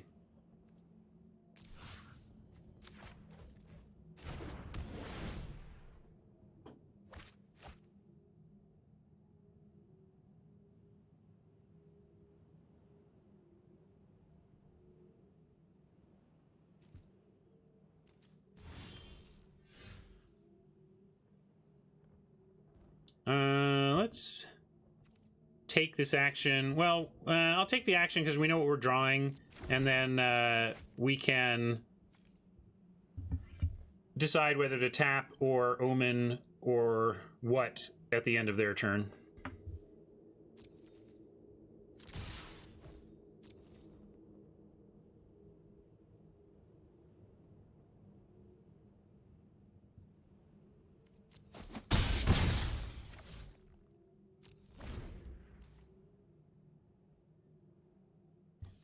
That was a brutal discard 2. It was like, really, it was discard 4. Ouch. Well, we'll see what they do. If they go for our graveyard, what I'll probably do is activate Timmy. If they go for a creature. Oh, they're going for the blessing this time. They've paid attention. So then I was going to activate this in response for life gain if they went for a creature, but I'm not going to bother now.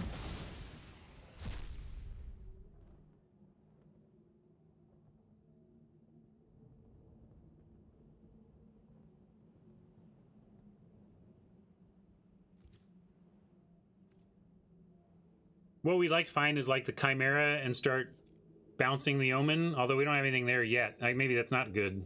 I guess we bounce this Omen. Nothing to tap down at this point. I think I like Omen and tap down Harpy.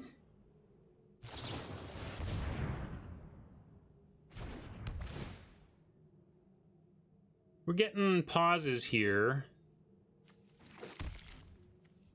And they don't have any activated abilities, so they've got some sort of instant speed capability at 3 mana that we should consider.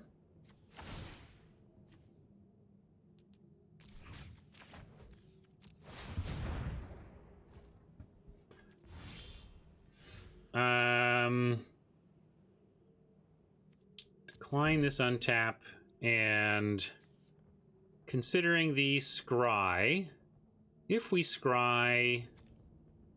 Thing is, if we get Chimera, I really want both of these. Yeah, it could be Omen of the Sea. I'm gonna give up the Omen of the Hunt.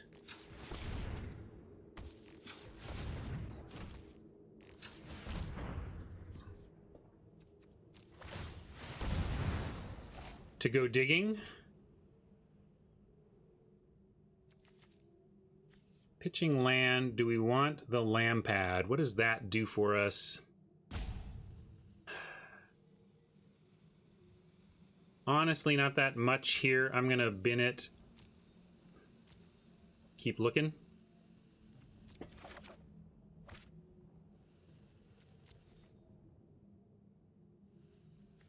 We'll play this. Gives us double activation on Timuret.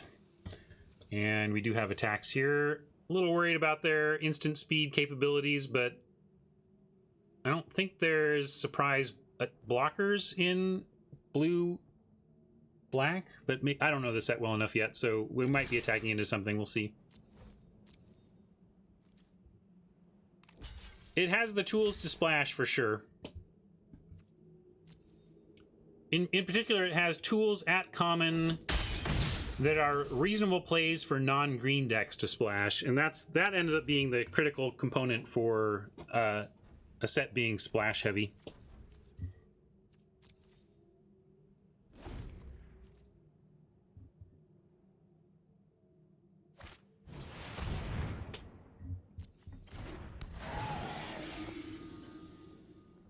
Let's see, are we supposed to burn stuff in response in case they mill a one of those things? Yeah, I think we should. Let's empty their yard in response.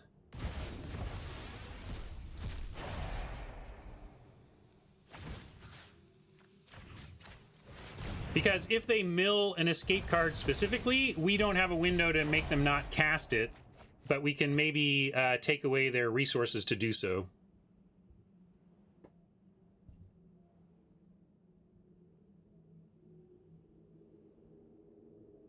I don't know what they might have, Sir Elgar, but I got burned by not responding with the library, or the graveyard exile last time, so out of an abundance of caution, that's what I'm doing here.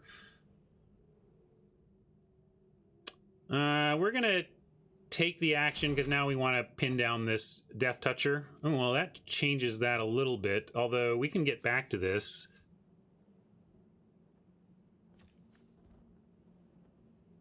I'm gonna go...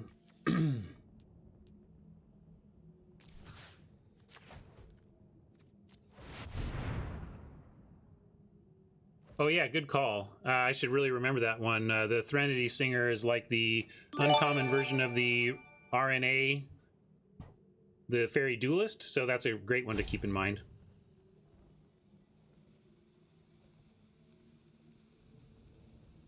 Ah, that is an interesting question, Fought Fools. Hold on. But actually, short answer, no. I don't think Morrow is a better drafter than the average viewer of this stream, because I believe the average viewer of this stream is making a concerted effort to get better at this game, and they're on top of all sorts of thinking about it, you know, whereas Mark Rosewater is already as good at drafting as he needs to be to do his job excellently, so it's not a big deal. This is instant, right? Yeah, instant. I'm gonna leave my options here.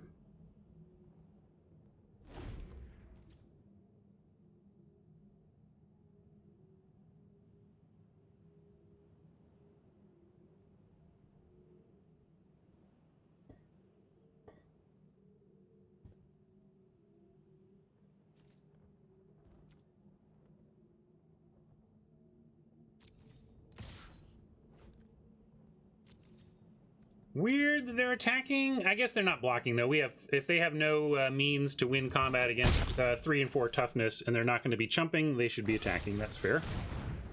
All right, they're looking to drag that to the underworld. It is only destroyed, is not exile, although we're not getting it back unless we start bouncing the Omen. But now we have to decide what we're using our mana on, and I think we use it on 2 activations.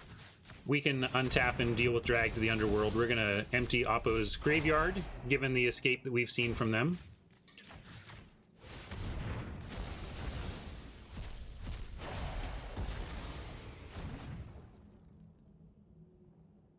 That's fair, Shepin, but also the question wasn't, is Morrow a world-class drafter? The question is he better than the average viewer of this stream? And I would just still say it's close, but no.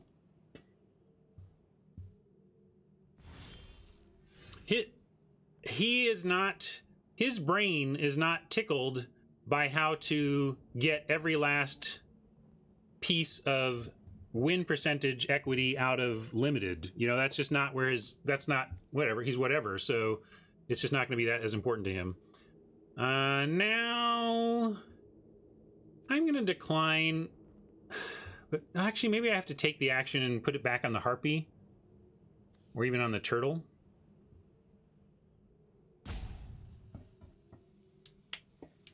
But he'll be solid at every one. He's a very solid drafter. But I bet, I mean, all of you are, my average viewer is a solid drafter too. Yeah, you want to get in for damage here at 10? Yeah, we probably should just figure out how to keep attacking. And in this case, I think we go Liar for 0.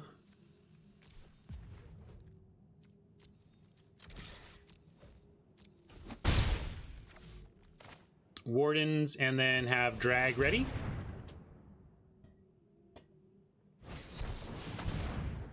Deny the divine. That's an acceptable deny target. Although it would have been nice because then we don't have to do anything about the Harpy. It can't attack into the 1/4. But that's all right. Of all the things we could get countered, the 1/4 reach dude is pretty high on my list of choices. Hey Nantuko, what's up?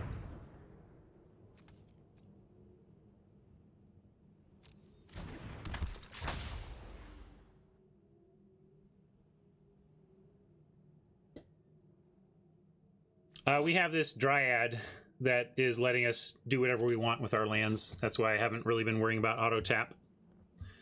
And because if they kill this, we can still cast this in response. So we have nothing they can do to this will prevent us from being able to drag something.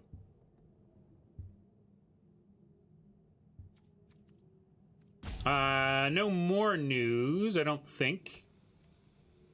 Not since our last convo.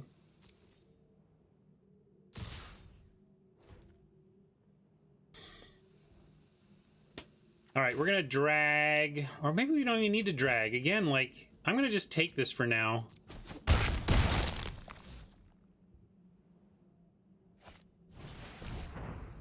Okay, they're going for Mogus's favor there, so I'm gonna just drag.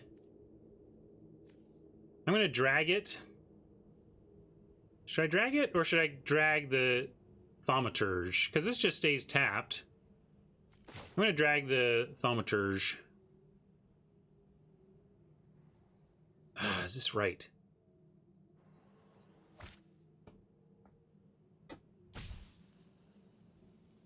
Oh, I'm sorry, Nantuko. I have experienced such derailment, but focus on what matters and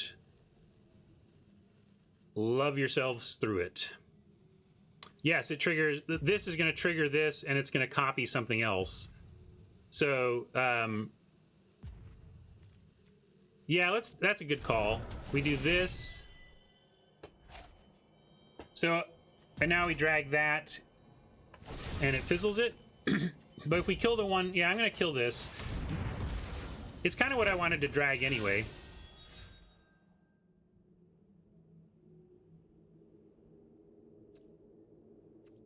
And I'm going to decline, so this stays tapped, and now they're going to have to give up the Thaumaturge or take 2.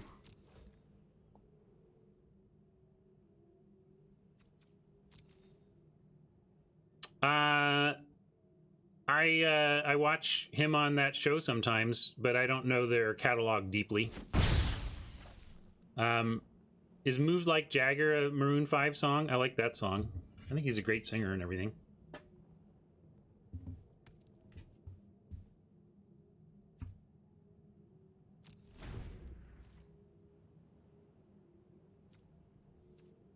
Yeah, I'll put on the upkeep stop. I've been really holding out, trying to value town this Omen, but we're running out of window where that makes sense. Maybe Mabinap though, man. Yeah, we don't even need to upkeep it. If we're gonna do it, we do it at the end of their turn. I'm really reticent to do it. You're gonna go for another flyer, okay.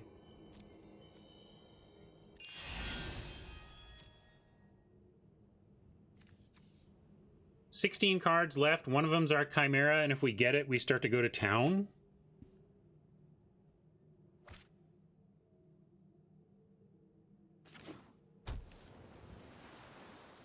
We're at 18. I'm going to be a little bit patient. Well, we're not at 18. We're at 14. But we can start doing the double liar thing here and not even take that much if you know. I'm going to take it. We also have other things we might find that will help with harpies. So, come on.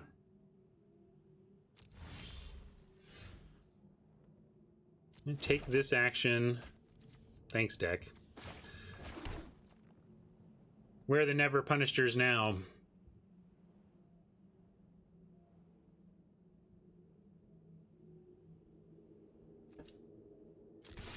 Still going to attack. We'll pin down one of the harpies. Actually, might even let him attack with 2 harpies. Like, yeah, we can play out lands, but do we want to? I guess if we might want to on if we come. But yeah, the thing is, because of this, we don't even need to worry about that right now. The lifelinker can't attack.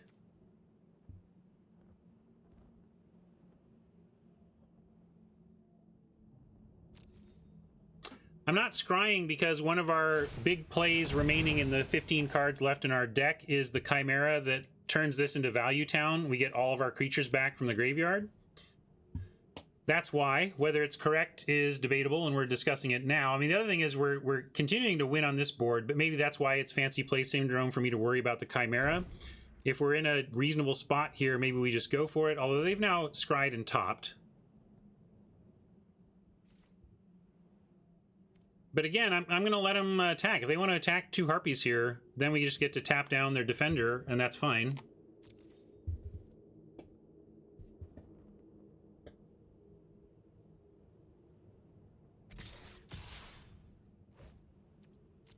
I think this race is good for us, but I don't know what they've drawn, so we'll see.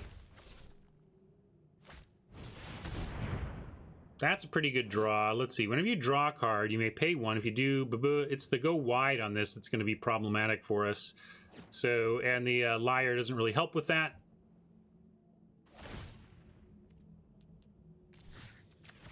We'll tap here.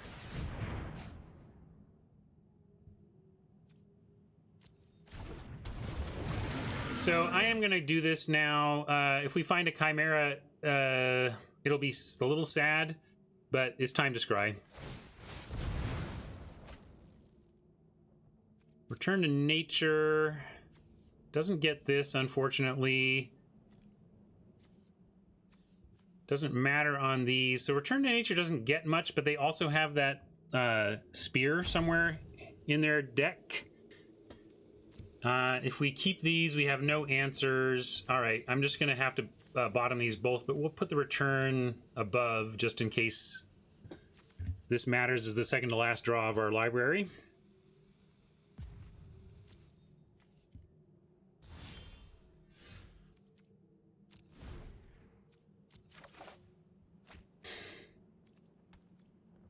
Gonna be like that. All right, deck. So now where are we at? Now if we tap down and get in for 2, they go to 2, they attack. They have 6, 7 on the crackback plus a chumper. Yeah, I think we're kind of out of it here. I'm gonna try.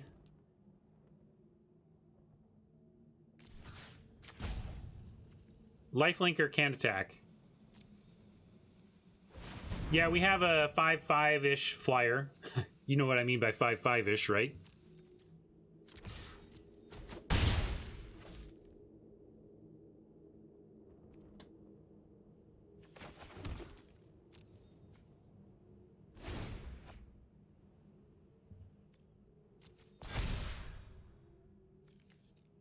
So our flying options, we have one Lampad that we could sack him to death with. We have Shimmering, but that just is going to trade with a Harpy, so that actually doesn't do that much. Marauder, Venomous Hierophant. So we have Enemy of Enlightenment or the Lampad, but really what we want is the Lampad, and that's here.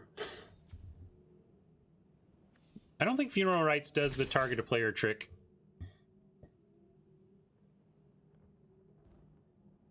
Slipping away from us, folks, and too bad. We're tied 1-1, so if we lose this, we're down one match. I need to leave in 45 minutes. We're just getting to the end of our first match. Welcome to Theros Draft on MTG Arena. Hey, that's one of our outs, and maybe it's too late, but let's give it a try.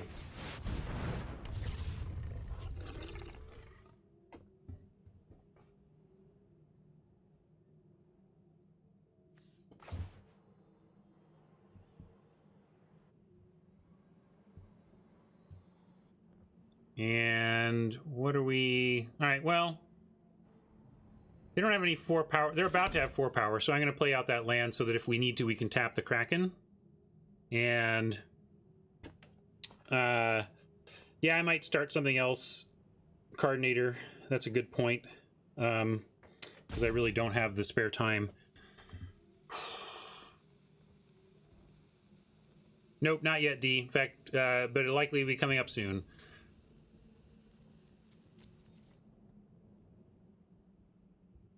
Don't have any attacks here.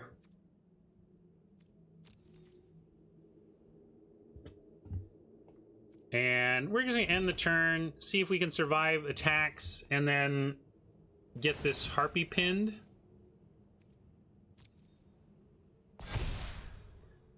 You should. I mean, well, part of your argument can be that you can hang out with me there, because I'm really going to try and play in GP Seattle this year. It's a team thing, right? Maybe Marshall will play with me. I don't know yet. Haven't asked him.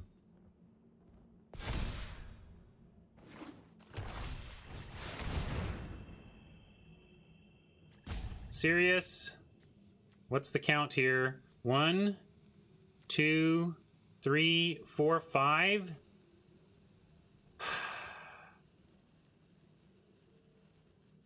Wow, what a brutal loss.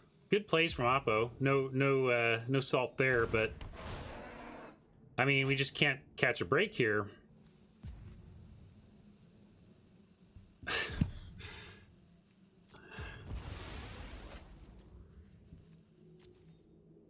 Sometimes you get top decked, I guess. I mean, I can be mad about this, but like, we're just losing to top deck. I could liar. Maybe I'm losing because I didn't liar, but I think that just deflated me to the point of effectively scooping. Like, I think we're now done. Wow. 2 hour, 15 minute, or 2 hour-ish grind. One hour, an hour and a half grind. That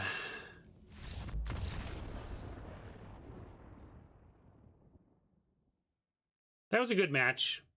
We just, we were not the top deckers of this one. Trying to be better about not getting all tilty just because someone drew cards they put in their deck.